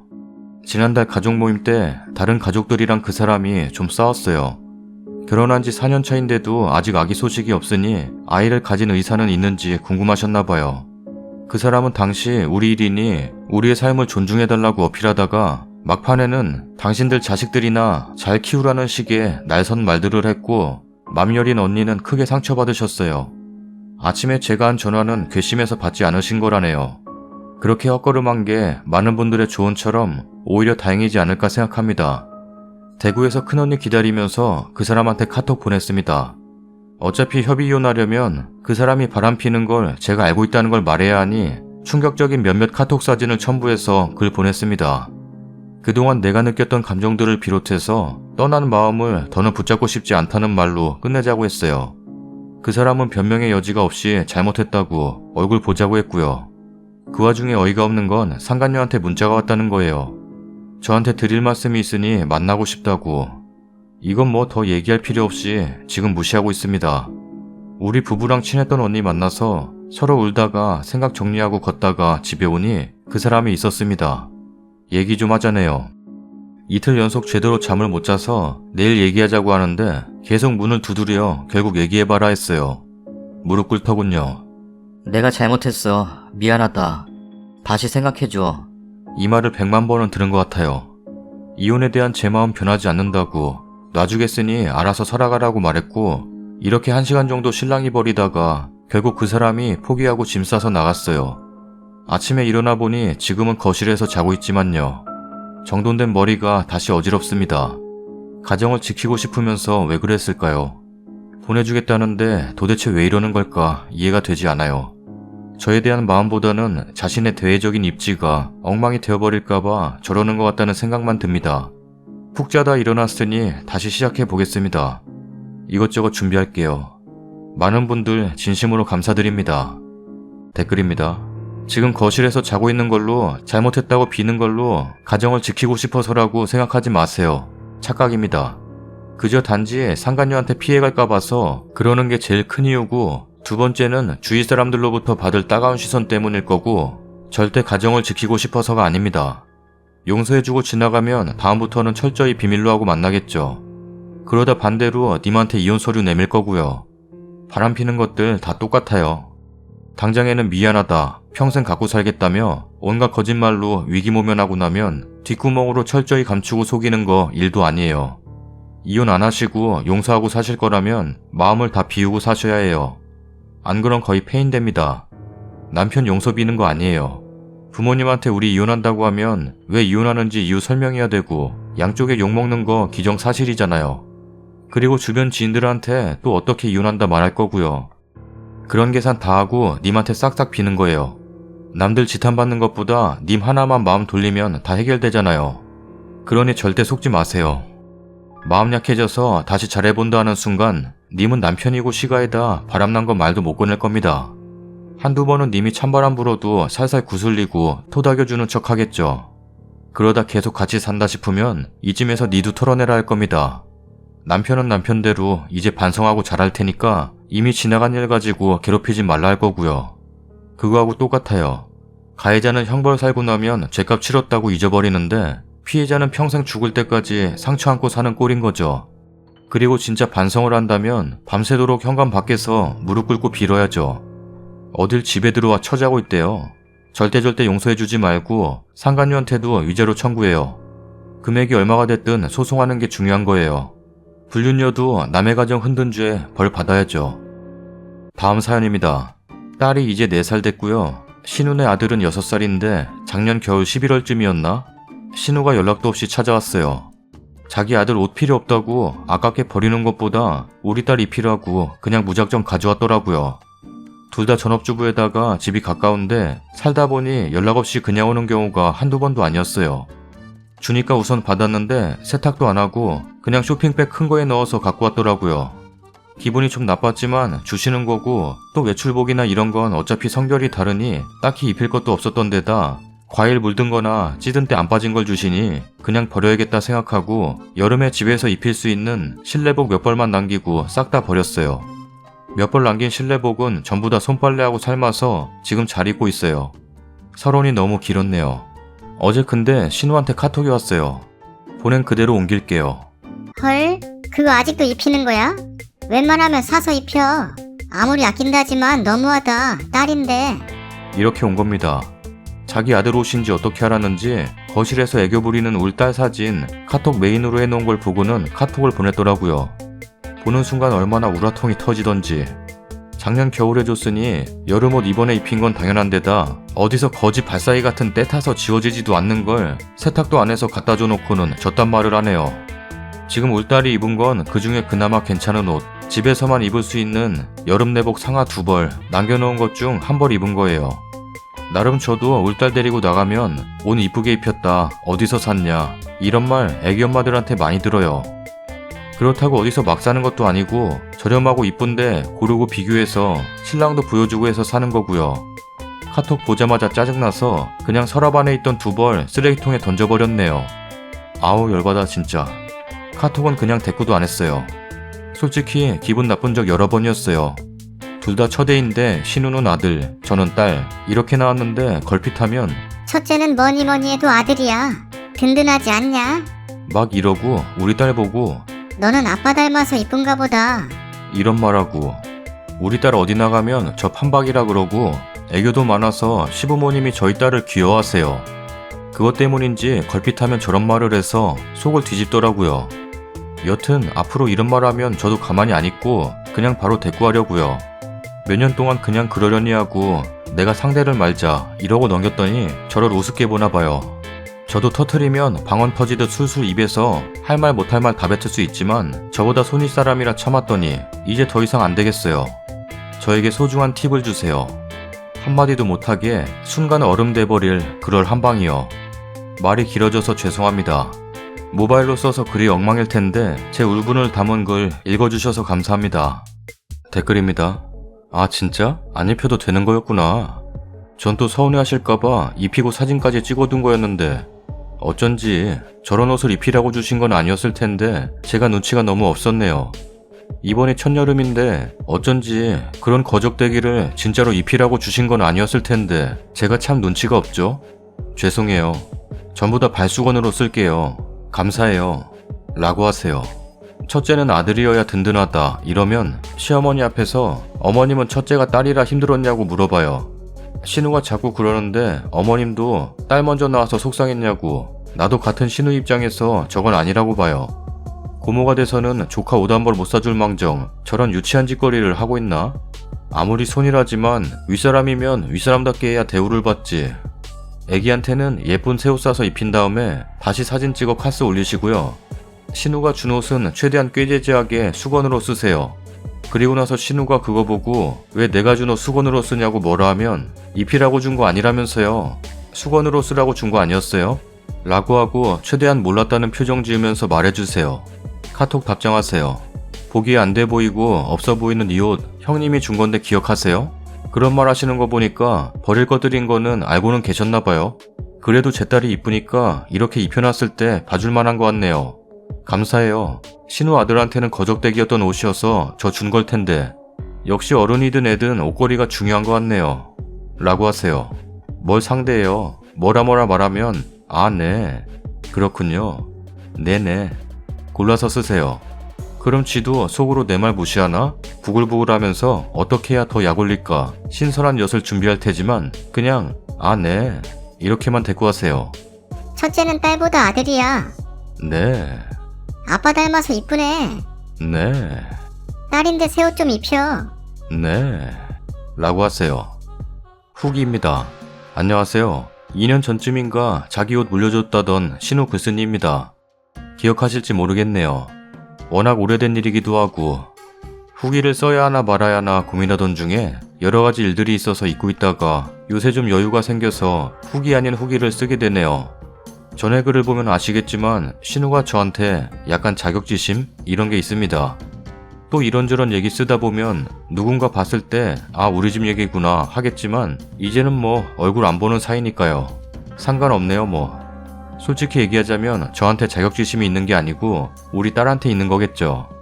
그 당시 신우 아들내미가 6살, 우리 딸이 4살이었는데 같은 아파트에 살았고 또 아파트 앞에 큰 민간 어린이집이 있었고 거기에 둘이 같이 다니고 있었네요. 딸내미가 좀 어렸을 때부터 신기하긴 했어요.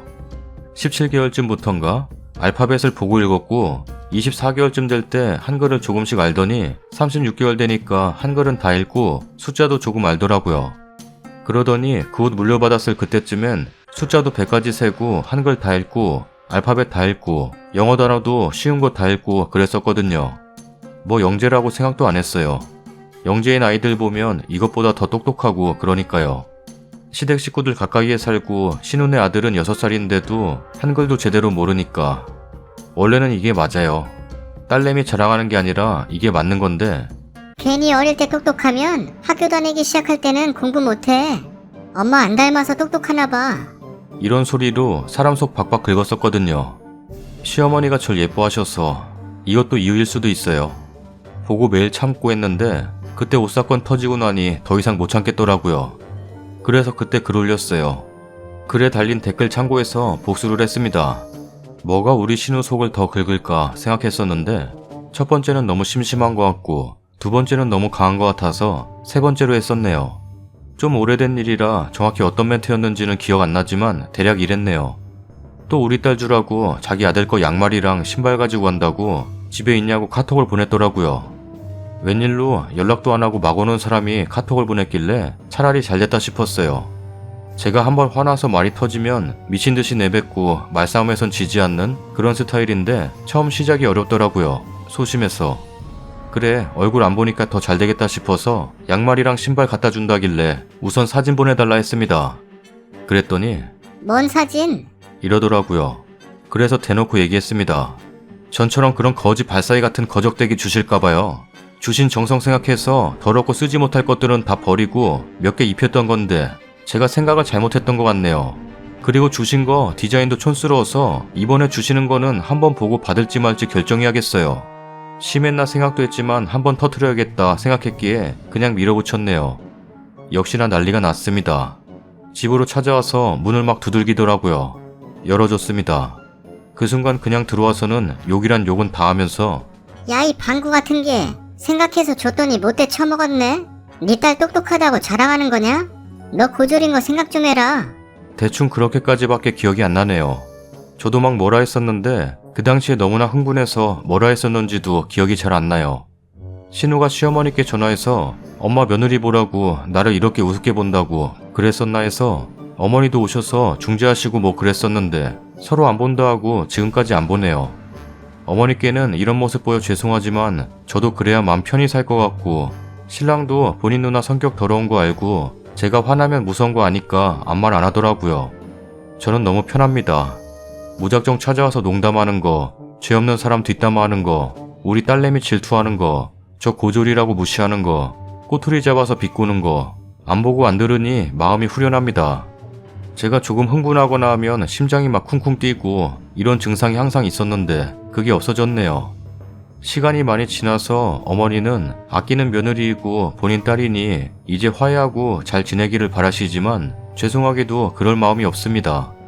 며칠 전에도 그런 말씀 꺼내셨는데 그냥 웃고만 말았네요. 뭐 엄청난 사이다 오기 바라셨겠지만 저의 마음이 편해졌다라는 걸로 위안 삼아주세요. 아, 참고로 우리 딸은 그때랑 지금이랑 똑같고요. 더 똑똑해지거나 알거나 그런 건 없어요. 다만 일본어에 요즘 조금 관심 보여서 이게 무슨 글자냐, 이게 무슨 뜻이냐 이러고 묻긴 하네요. 모두들 감기 조심하시고 건강하세요. 댓글입니다.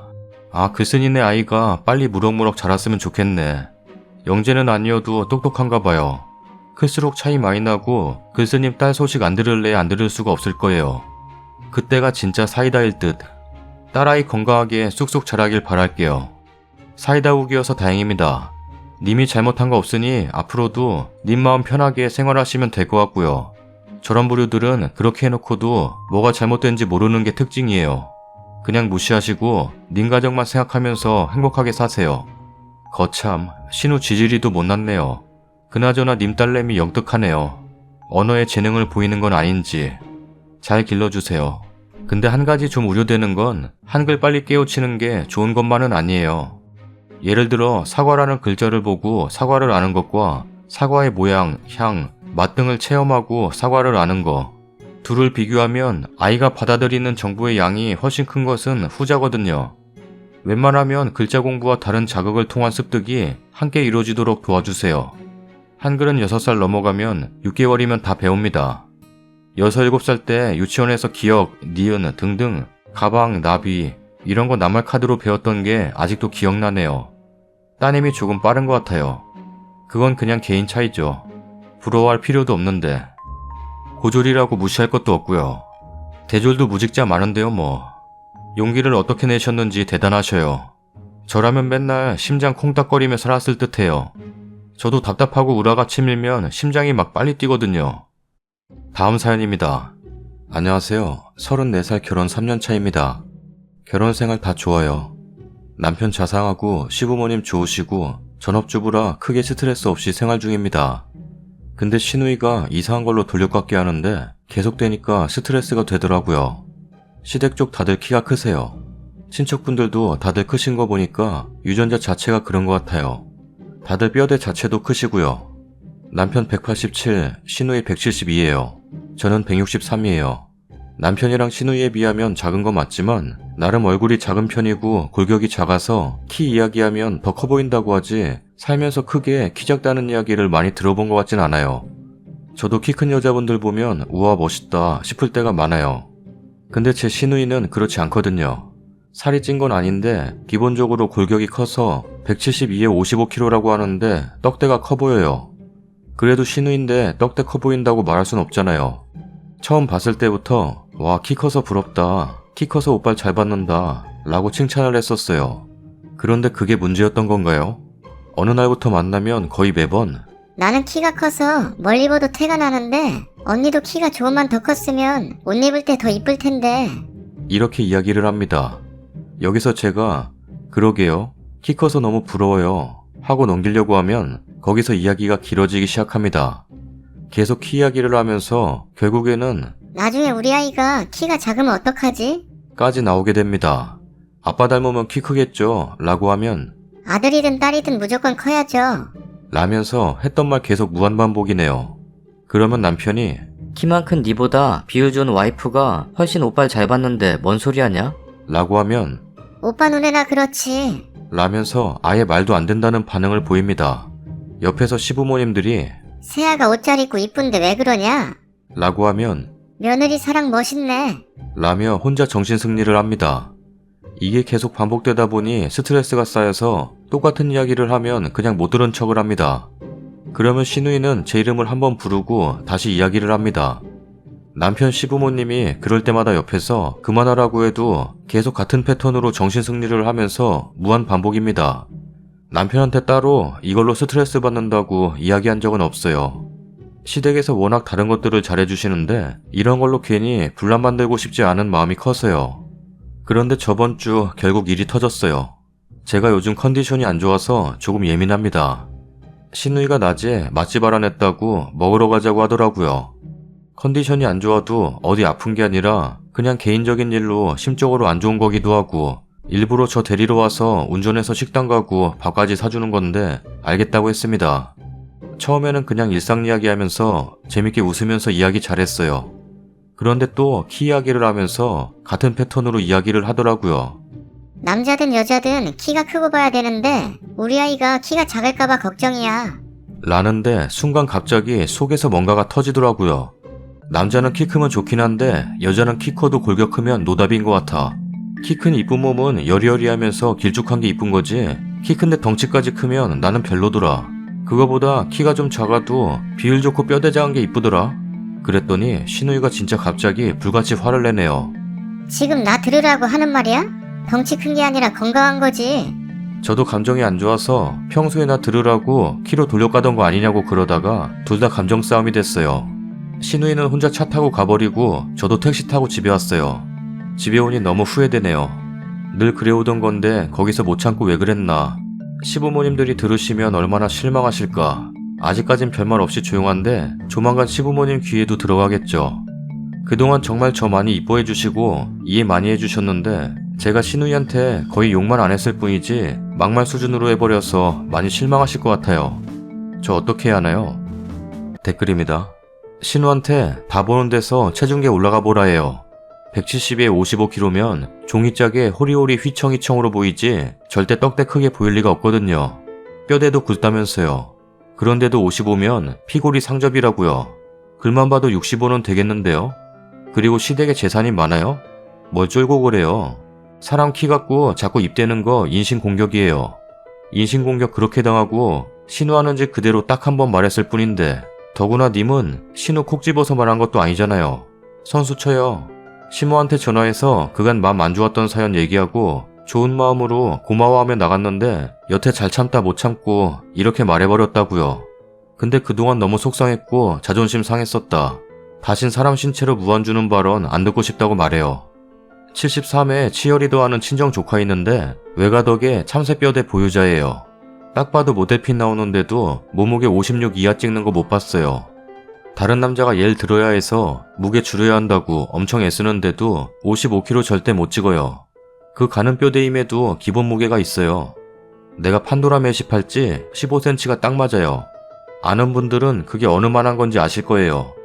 조카가 급할지를 여유있게 해요. 진정한 참새뼈대죠. 그런데 등발 좀 있고 모델핏 아닌데도 172에 55kg면 제 생각인데 뼈를 꺼냈다 뺐다 하는 기술 보유자일걸요? 갈비뼈 몇 개나 척추뼈 일부 탈착이 가능한 사람일 거라 생각되네요. 172에 55면 떡대는 무슨 엄청 마른 겁니다. 모델 평균이에요. 헐, 제가 170에 55 딱 그 몸매인데 떡대는 65kg 정도는 나가야 떡대 소리 들어요. 여름에 53까지 빠졌을 땐 애엄마가 말랐다고 그런 소리 듣는데 떡대 소리는 고딩 때 65kg 됐을 때야 님이 말한 그 느낌이에요. 저희 집도 오빠가 189, 제가 170인데 살 좀 찌면 남자 같은 떡대 같아서 관리해야 돼요. 전 님 키가 제일 부러워요. 힐도 마음껏 신고 부럽네요. 추가 글입니다. 점심 먹고 오니 댓글이 많이 달렸네요. 신우의 몸무게를 직접 본 게 아니고 말로 들은 거라 제가 잘 몰랐네요. 분명 살이 많은 건 아닌데 뭐라고 해야 하죠? 그냥 건장해요. 댓글 읽어보니 대충 느낌상 65 정도일 것 같네요. 조언해주신 것들처럼 제가 스스로 당당하고 떳떳하면 되는데 바보처럼 들릴지 몰라도 시부모님이랑 신랑이 정말 너무 좋은 사람들이에요. 제가 살면서 본 사람들 중에 제일 선하고 베풀 줄 알고 배려심 많은 분들이에요. 사실 저는 그렇게 좋은 사람은 아니라고 생각하는데 같이 있다 보면 저까지 좋은 사람이 되는 것 같은 착각을 하게 되는 분들이에요. 그러다 보니까 그냥 트러블 만들고 싶지 않은 마음이랄까요? 그래서 제가 너무 좋은 모습만 보여드리고 싶은 마음에 걱정이 많았나 봅니다. 댓글 보고 바로 시어머니께 전화드렸어요. 어머님이 보시기엔 아무것도 아닌 것 같으실지 모르겠지만 저한텐 그게 스트레스였고 어제 그런 일이 있었다고 말씀드리니 방순이가 질투가 많아서 그래. 다시는 그런 소리 못하게 할 테니 미안하다. 대신 사과하마. 오빠랑 다르게 늦둥이라 너무 오냐오냐 키웠더니 버릇이 없다. 앞으로도 그냥 편하게 동생이라 생각하고 잘못했다고 생각하는 거 있으면 꾸짖고 바로 잡아줘. 라고 하시네요. 그렇게 말씀하시니 참 뭐라 해야 할까요? 마음이 좀 아프면서 눈물이 핑 도네요. 댓글 주신 덕분에 잘 해결된 것 같습니다. 그리고 먼저 댓글이 제일 많은 이야기가 키랑 몸무게 이야기인데 신우이가 몸무게로 거짓말한 거 맞는 것 같은데 그건 저한테 큰 문제는 아니에요. 다른 분들 말씀처럼 큰 키에 떡대 있어 보이는 게 컴플렉스였을 수 있죠. 그렇다고 항상 나는 키 172에 몸무게 55 이렇게 강조한 게 아니라 예전에 한번 이야기했던 걸 기억하고 있었던 거였어요. 그 정도는 애교로 봐줄 수 있다고 봐요.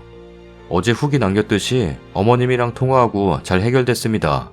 저녁에 남편한테도 이야기했고요. 남편이 잘했어. 혹시나 또 그러면 내가 따끔하게 한 번 더 이야기할게. 라고 하더라고요.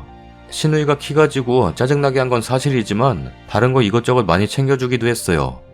정확히 이야기하면 키 가지고 짜증나게 했다기보단 계속 같은 이야기로 반복적으로 돌려깎기를 했다는 게 스트레스였던 거죠. 그게 키가 아니라 다른 부분이었어도 똑같았을 거예요. 저 먹고 싶은 거 있다고 하면 맛있는 데 알아보고 사준다고 같이 가자고 하고 키 이야기 나올 때 말고는 언니 하면서 잘 따르는 편이에요.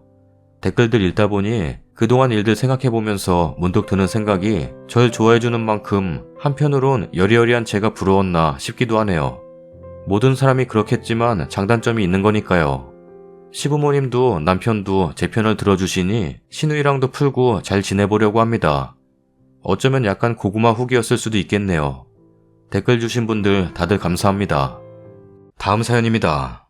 저는 결혼 4개월 남은 예비 신부입니다. 나이는 27이고요. 제 부모님 다 어릴 적 돌아가셨어요. 그래서 할아버지 밑에서 자랐습니다. 할아버지가 엄마 빈자리 못 느끼게 잘 키워주시고 저에겐 아버지입니다. 4개월 전에 할아버지 저에게 집과 땅 조금을 물려주시고 돌아가셨습니다. 할아버지는 부동산 업종에 계셨고 저에게 남겨진 건 13억 7천만 원 정도입니다. 남자친구 모은 돈은 취업한 지 얼마 안 돼서 3천만 원 정도 모았고 어머니가 남자친구 앞으로 전셋집 하나 만들어 놓았습니다. 뭐 집도 있고 제가 혼수하고 결혼 준비 척척하려고 하는데 남자친구가 엄마한테 말했나 봐요.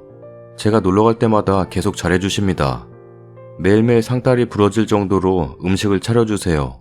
제가 볼 때 다 티가 납니다. 그러면서 당근의 엄마네는 루이비통 지갑 받았다더라. 이번에 샤넬백이 좋은 거 나왔는데. 하도 그러시길래 하나 사드렸습니다. 비싼 건 아니고요. 엊그제 어머님 생신이셔서 인사드리러 갔는데 놀다가 어머니가 저에게 화장대 위에 무슨 종이를 가져오래요. 그래서 갔더니 준비할 것들 적어 놓으셨다길래 알겠다고 하고 제 가방에 넣었어요. 케이크 먹으면서 장난치다 얼굴에 묻어서 정리하고 화장 고치러 어머님께 양해를 구하고 어머님 방에서 화장대에서 얼굴 보고 있는데 서랍 속으로 시드니, 스페인 뭐 이런 글씨가 보이길래 무심코 열어보았는데 전 충격이었어요. 13억 7천 받은 거 아시고 그 중에 13억을 요목조목하게 계획을 짜놓으신 거예요. 어디 여행, 가방, 모임, 코트 다 어머님 하고 싶은 것들. 전 아니겠거니 하고 기분 나빴지만 모른 척 했는데 집에 갈 때 어머니가 절 슬쩍 부르더니 너 그 돈 지금까지 얼마 썼냐? 라고 물어보네요. 눈에 보이는 행동하는 어머님. 정말 기분 나쁘고 속상했습니다. 남친에게도 괜히 말했나 싶네요. 어떻게 해야 할까요? 댓글입니다. 님, 앞으로도 새로운 누굴 만나도 또 친구를 사귀게 돼도 절대 그 재산에 대한 거는 말하지 마세요. 아무에게도 말하지 마세요. 사람 인성이 돈 때문에 바뀌는 거 정말 쉽습니다. 그만큼 무서운 거죠. 그 집안 사람들 님이 복권이었는데 지금 잃어버려서 제정신 아닐 겁니다. 핸드폰 바꾸고 지금 당장 호텔로 옮기세요. 그리고 집도 이사 가시고요. 앞으로도 계속 님 괴롭힐 것 같습니다. 위험한 세상이에요. 힘내세요. 그리고 강하게 사세요. 꼭 행복해지실 거예요. 요즘 세상이 무섭네요. 혼자 있지 마시고요. 아니면 급하게 호텔 룸 같은 데 잡아서 잠시 피해 계시는 것도 좋을 것 같아요. 보니까 님 남친이나 남친 어머니 같은 사람 쉽게 포기할 것 같지 않네요. 분명 님이 연락 피하거나 계속 거절하면 님 혼자 사는 집 만만하게 보고 계속 찾아올 것 같습니다. 시끄러운 것도 시끄러운 것이지만 사람이 돈 앞에서 어떻게 돌지 모르니 더구나 저 정도로 막장이라면 일단 피해 계시는 것이 나을 것 같아요. 설마 하시며 손 놓고 계시지 말고요. 진짜 인생 경험 값지게 한 셈이니 큰일도 아니라고 봅니다. 나중에 더 좋은 남자, 정말 괜찮은 사람 만나실 거예요. 일단 마음 추스리시고 집 말고 다른 곳에 거처 잡을 데 있으면 얼른 옮기시라고 권해드리고 싶습니다. 추가 글입니다. 와보니 댓글을 많이 달아주셨네요. 우선 감사해요. 제가 그 글 올리고 나서 바로 남자친구 만났거든요. 이것저것 이야기했어요. 제가 님들 글을 보면서 여우로 살지 않았음을 후회해요. 전 바보 같고 공 같아요. 결혼할 남자였고 말해야만 한다고 생각했나봐요. 제가 추가로 말을 하자면요. 13억 7천만 원 중에 7천원 저 결혼자금하고 비상금으로 가지고 있으려고 했어요. 전 7천이면 먹고 살 수 있거든요. 저도 돈도 벌고요. 대출받은 것도 없었어요. 전 그냥 시설을 하나 만들고 싶었거든요. 미혼모라든지 어려운 사람들의 도움을 받을 수 있는 저 돈 안에서 조그맣게 해보고 싶었어요. 그게 저희 조부의 생전 소원이시기도 하고요. 물론 돌아가셔서 그 꿈을 본인이 이룰 순 없었지만 저에게 온 그 돈은 그냥 돈이 아니거든요. 저희 할머니도 미혼모셨고 할아버지가 저희 할머니 품에 안아 따뜻한 가정 만들어주신 분이시거든요. 전 저희 할아버지 존경해요. 저에게 사람은 아무도 안 남겨주셨지만 제 옆에 다들 있다고 생각하고 있어요. 어차피 그건 제 힘으로 번 돈도 아니었고 그냥 그렇게 하고 싶은데 미쳤다고 하네요, 저한테. 물론 미쳤다고 생각하는 사람도 있을 거예요. 남자친구한테 말했더니 정색을 하더니 사업을 하자는 둥 뭐 하자는 둥 그러길래 싸움만 한바탕 하고 내일 이야기하자고 왔어요. 님들 말처럼 나중에 더 큰 문제 되기 전에 돈 문제 해결 보고 단판을 지으려고요. 분명히 어머님께도 말했을 거고 내일 셋이 만날 것 같은데 잘해야겠다, 당당해지자 생각하는데 막 손발이 덜덜덜거려요. 내일 잘하고 올게요. 님들 말 들어보니 정말 이 문제 심각한 것 같아요. 감사합니다. 후기입니다. 길어도 이해해주세요. 정신이 없어서 정말 돈이란 게 너무 무서워요. 제가 어렵게 살아보지 않은 탓도 있겠지만 한순간 정말 이럴 수 있다는 게. 댓글 써주신 많은 언니 동생들 정말 충고 머리 숙여 감사드리고 새벽에 울면서 봤어요. 다들 맞는 말씀이고 옳으신 말씀이세요.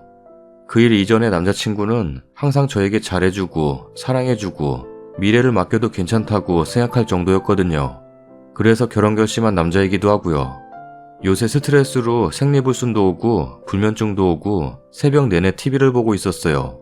근데 제가 오늘 창립기념일이라 출근을 안 했어요. 새벽 2시쯤인가 카톡이 오더라고요. 엄마가 자기 좀 보고 싶대. 이따 같이 보자. 우리 결혼 준비할 것도 있고. 그러더라고요. 그래서 언제 보자는 거냐고 그랬더니 7시쯤 보재요. 어머님 오후에 보성 녹차밭 가신다며. 이게 웬 봉창인가 했고 바로 감이 딱 왔죠. 어머니 시간에 왜 꼭 맞춰야 하나, 저 사냥 시작인가 생각했어요. 제 생각에 남자친구가 엄마한테 싸운 걸 이야기했고 분위기가 심상치 않으니까 엄마가 개입한 느낌이더라고요. 7시에 저희 집에 오셨어요. 왜 아침부터 오셨냐고 하니까 너희 둘 싸웠냐? 라고 그러더라고요. 그래서 그냥 대놓고 말했어요. 할아버지 생전 소원이셨던 시설 만들 거예요. 근데 방구가 반대해요. 그리고 이 돈은 사용처가 분명히 있어요. 제 돈도 아니에요. 이런 식으로 이야기했더니 안색이 싹 굳더니 방구 나가 있어. 라더군요. 남자친구가 저랑 눈이 마주치고 전 나가지 말라고 눈으로 외쳤지만 외면했어요. 그 순간 결혼은 물 건너갔구나 생각했고 막장까지만 안 가고 조용히 정리되길 바랬어요. 그 순간 어머니가 하는 말이 아가, 네가 하는 일 그거 다 좋은 일인 건 아는데 네가 꼭 해야 할 이유는 뭐니? 다들 자선 사업들 많이 하셔서 너까지 안 해도 된다. 그 유산은 제 돈이 아니라 할아버지가 거기에 사용하라고 남기신 거예요. 뭐? 너네 결혼 미뤄라. 그 돈 없으면 결혼할 수 있냐? 참나, 할 수 있어요. 저 모아놓은 돈 그 돈 말고도 5천가량 있어요. 그 정도면 할 수 있다고 생각해요. 시어머니는 너 혼수랑 예단 해올 수 있냐? 너 미래를 위해서 너희 할아버지가 사용하라고 남겨주신 거야. 너 생각해서 말하는 거야. 내 말 들어. 라네요. 어이가 없더라고요. 어머님이 하신 말씀 다는 기억이 안 나요. 우선 듣고만 있었어요. 시어머니는 예단 1억, 혼수 5천, 엄마 아빠 코트 2천, 아들 예물 2천. 이렇게 해라. 나는 전세 8,200만원, 예물 1,000만원, 꾸민비 300만원 줄게. 네 피부관리 50에 가방 100만원짜리 사준다. 이렇게 가지수만 많고 그리고 현금 예단 1억은 직구하는데 보탤 거니까 돌려주는 건 못한다. 라네요. 그리고 그 말로만 듣던 13억 리스트를 저에게 보여주시더라고요. 저희 미래를 설계해 놓으셨다나? 우선 여기까지 계속 듣고 있었어요. 아, 스캔해서 보여드리고 싶은데 다시 가져가셔서 없네요. 제가 눈으로 본 것만 적어볼게요. 가족여행 8인, 그것도 이모 조카들 다 포함되네요. 캐나다 인당 400, 3,200만원. 결혼식 신혼여행 500만원. 결혼 하객 접대비, 이게 뭐죠? 200만원. 결혼식 대관료 및 잡비 500만원. 시댁 선물 500만원. 신혼여행 가서 제가 사오는 거 아닌가요? 썰닭동 건물 구입 상가 3층 7억 2천. 썰닭 2동 건물 가게 구입 2억 3천. 나머지는 기억이 안 나요. 건물세는 너희가 가지면 되고 저 건물이 나중에 3배 이상은 뛴다. 라더라고요. 그래서 제가 어머님 결혼식비랑 신혼여행비는 반반이죠. 라니까 정색하시면서 우리 지역에서는 여자 쪽에서 한다. 정말 그런가요? 어이 땡땡이가 없어서. 우선 다 듣고 나서 계획은 제가 잘 세울 거고 1원 한 푼 헛단데 안 쓸 거고 어머님께서 신경 안 쓰셔도 돼요. 뭐? 서운하다 정말. 내가 네 엄마 같아서 그런 건데. 라면서 웁니다. 그러면서 아니면 나한테 맡기면 10억을 30억으로 불려줄게. 여기서 어머니 속셈이 이거였구나. 어머니 주식하세요. 제가 그럴 일은 없지만 들였다 치면 막장 3류 드라마꼴 나오는 게 분명하겠죠. 제가 그때부터 열받아서 남친 들어오라고 해서 어머니 모시고 가라고 나 너랑 결혼 안 한다고 그러고 내뱉었어요.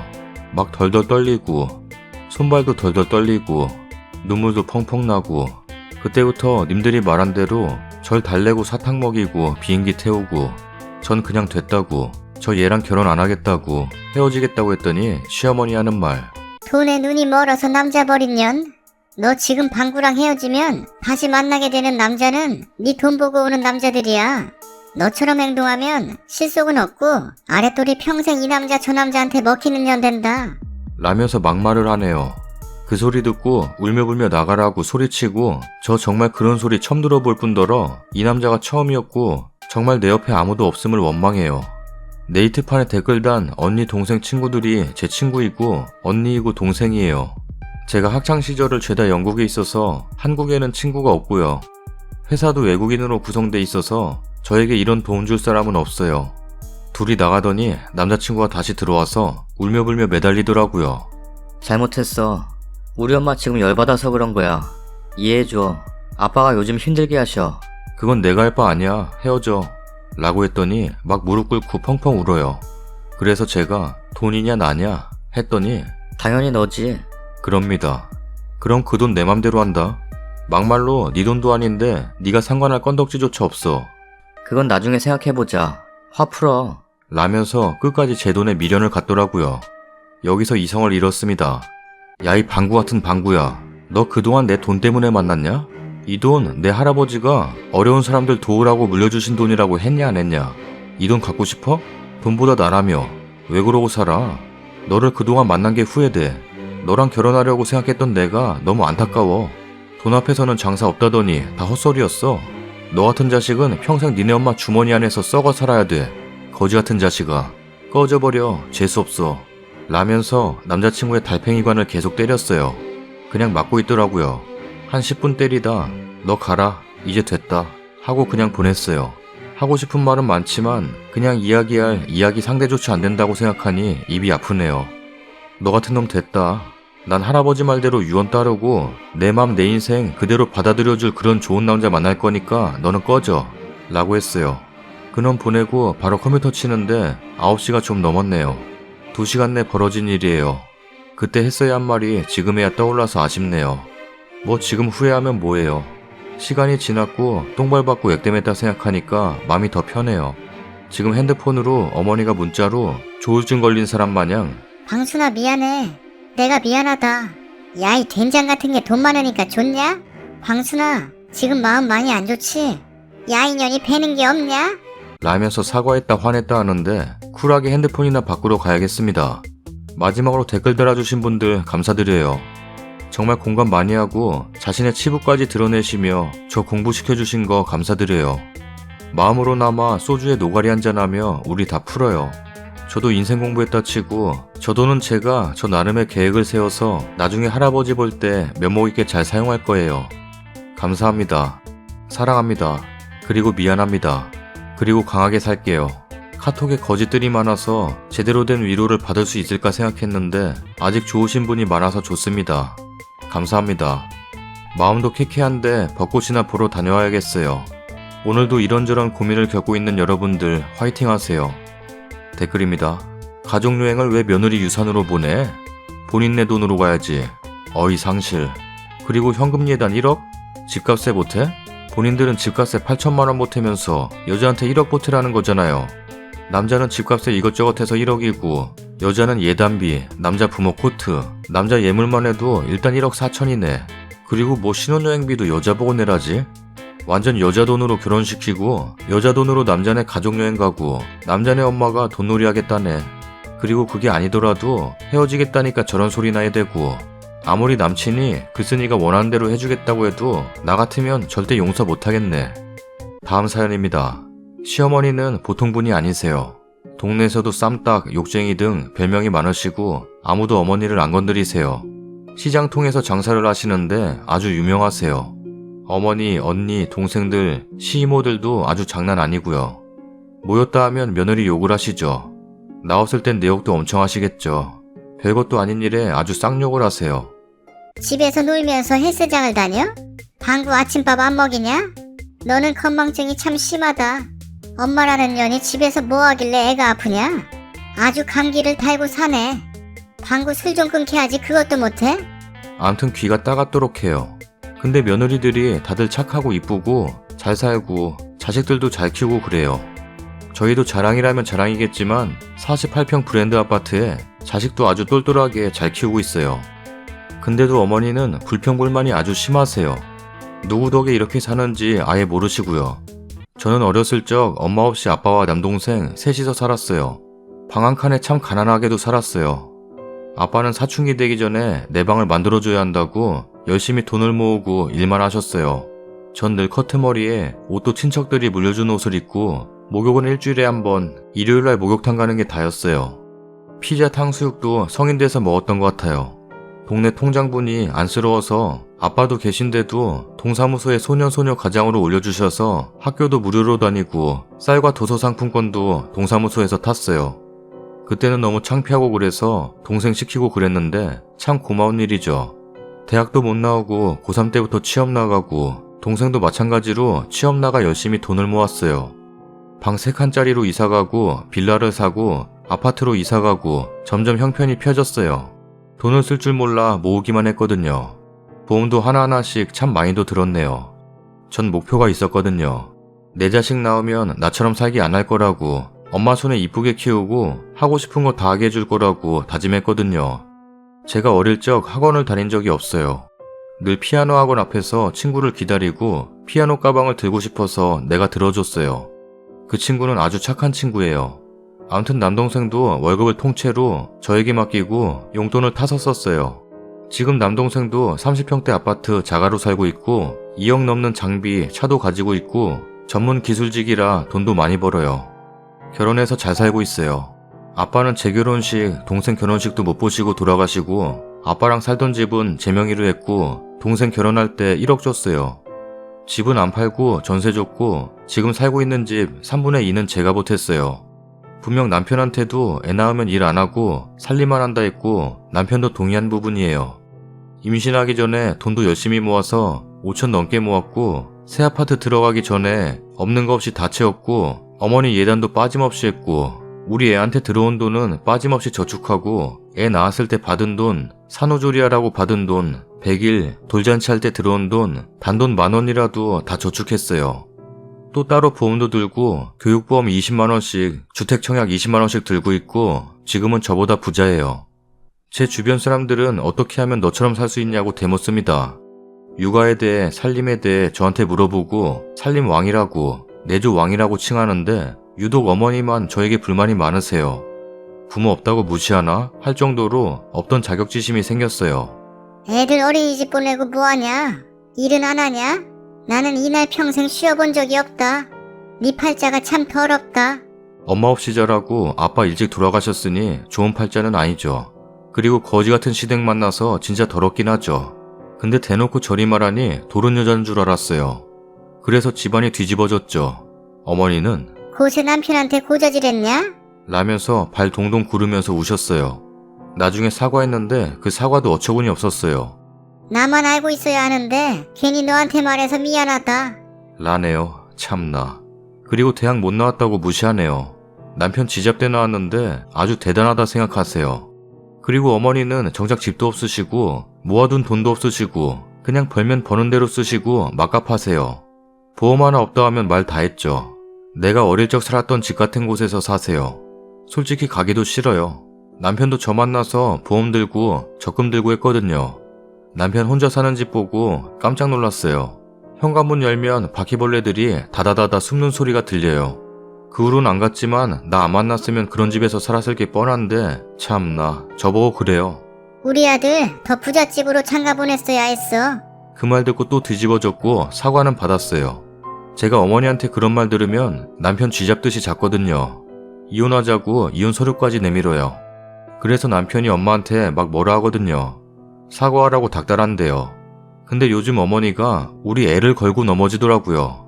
그래서 매일같이 남편 잡았죠. 남편도 어머니한테 애한테 그런 말 좀 하지 말라고 계속 그랬나 봐요. 우리 애가 식탐이 없어요. 근데 잘 안 먹는다고 타박하세요. 네 닮아서 그런 거야. 라면서 우리 애가 키는 큰데 말랐어요. 몸무게 정상이에요. 키가 워낙 크니까 더 말라 보여요. 그걸 가지고 애한테 신경 좀 쓰라고 뭐 안 먹이냐고 뭐라 하세요. 저번 달부터 어린이집 보냈는데 요즘 감기에 걸려 고생 좀 했거든요. 그걸 가지고 애를 어떻게 키우길래 감기를 달고 사냐고 뭐라 하시고 남의 집 손주들은 안 그런다면서 애한테 칭찬을 안 해요. 남들은 우리 애 보면 폭풍 칭찬하거든요. 26개월인데 신기할 정도로 말을 이쁘게 해요. 깜짝깜짝 놀랄 때가 많아요. 다 그런지는 모르겠지만 어린이집 선생님한테도 전화 자주 와요. 말을 너무 잘해서 이런 일이 있었다고 얘기해줘요. 굳이 안 하셔도 되는데 기분은 엄청 좋더라고요. 눈에 뭐 들어가면 손으로 비비면 안 된다고 그랬더니 우리 애가 병원 가서 약 먹어야 해요. 나무 보고 만지면 아파요. 보기만 해요. 오리가 첨벙첨벙, 나비가 살랑살랑, 악어는 물속에 살아요. 엉금엉금 기어가요. 이런 말을 한대요. 친척들이 자동차나 장난감 사준다고 하면 괜찮아요 이래요.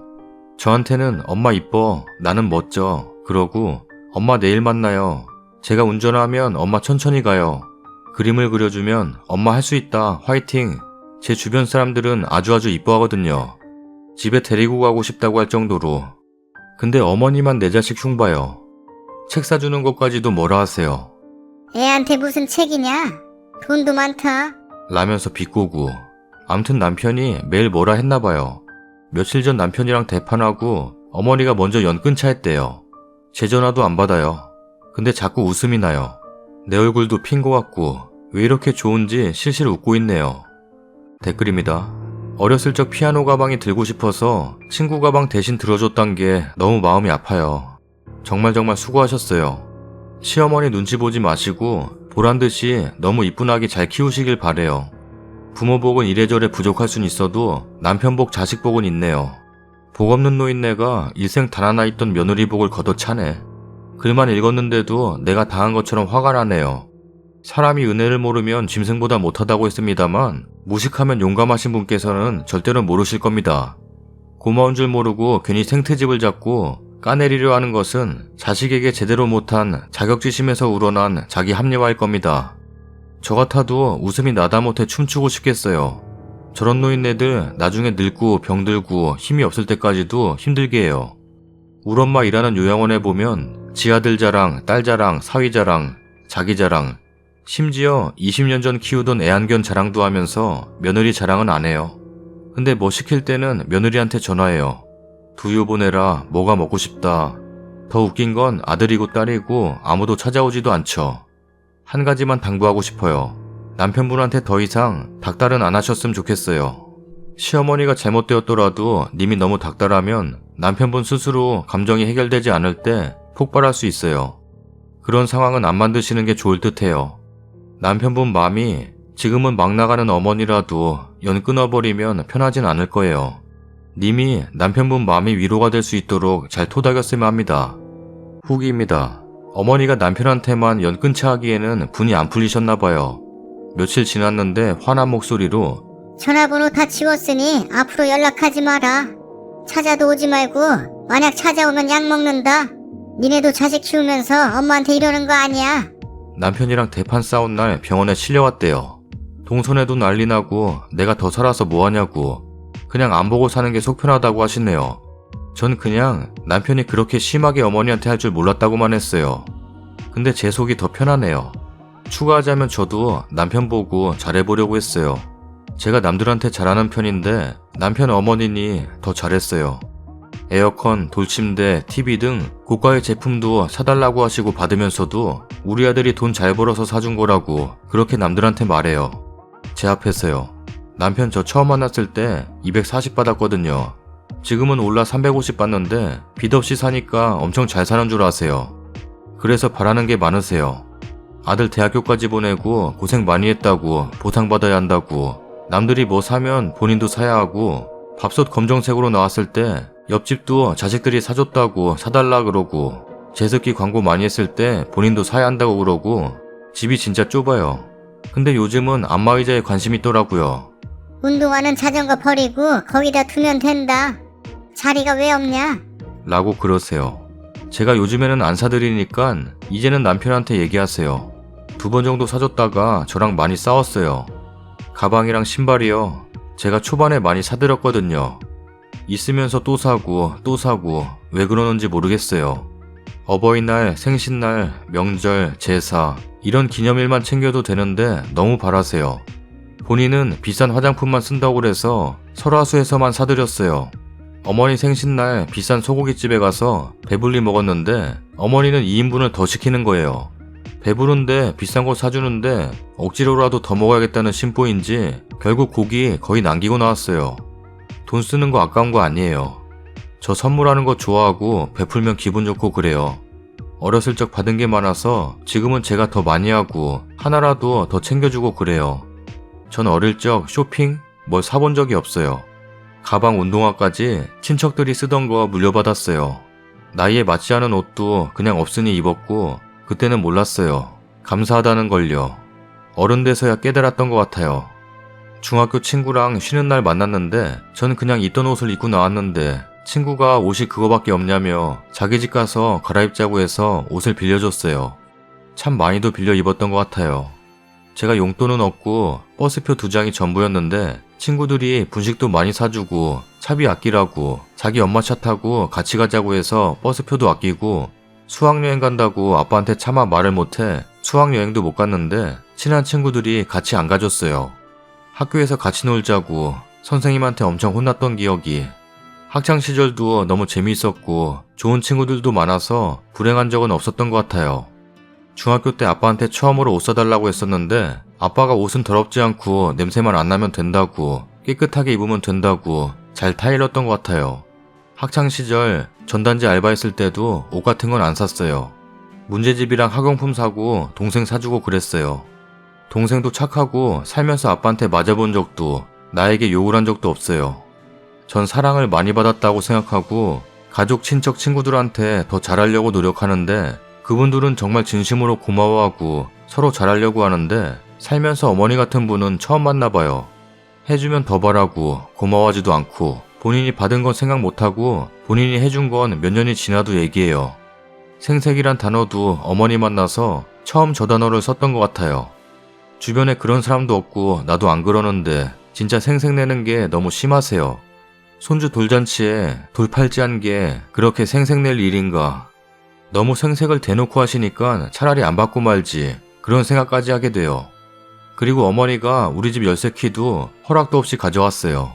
남편이 왜 가져왔냐고 그러니까 우리 아들 집인데 당연히 가지고 있어야지. 이럽니다.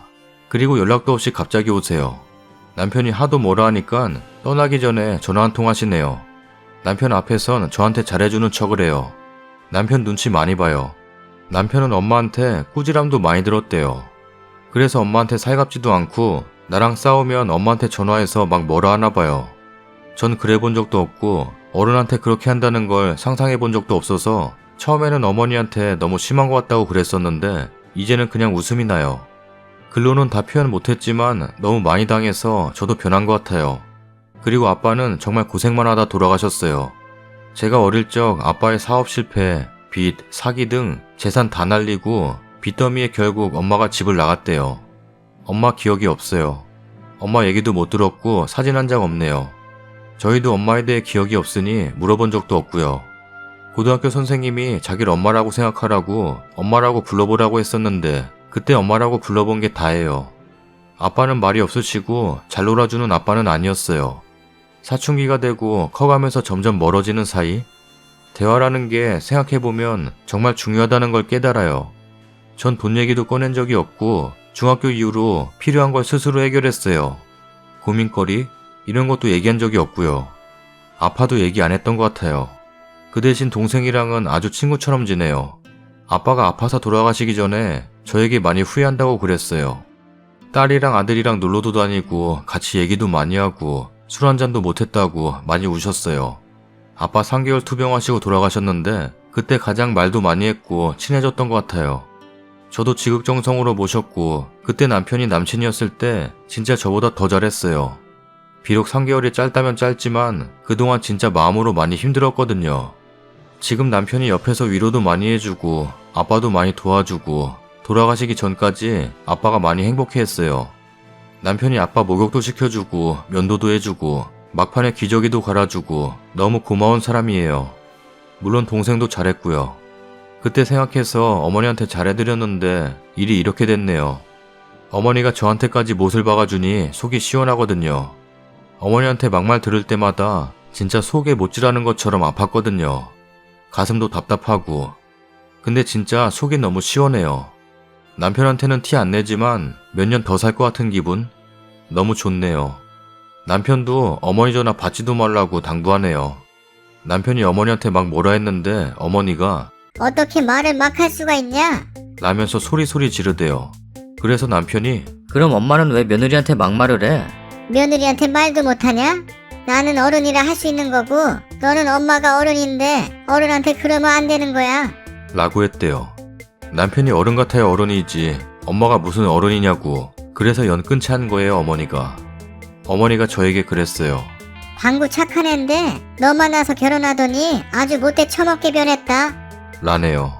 며느리 하인 취급하시고 본인이 왕인 양 행동하시는데 안 변할 것 같아요.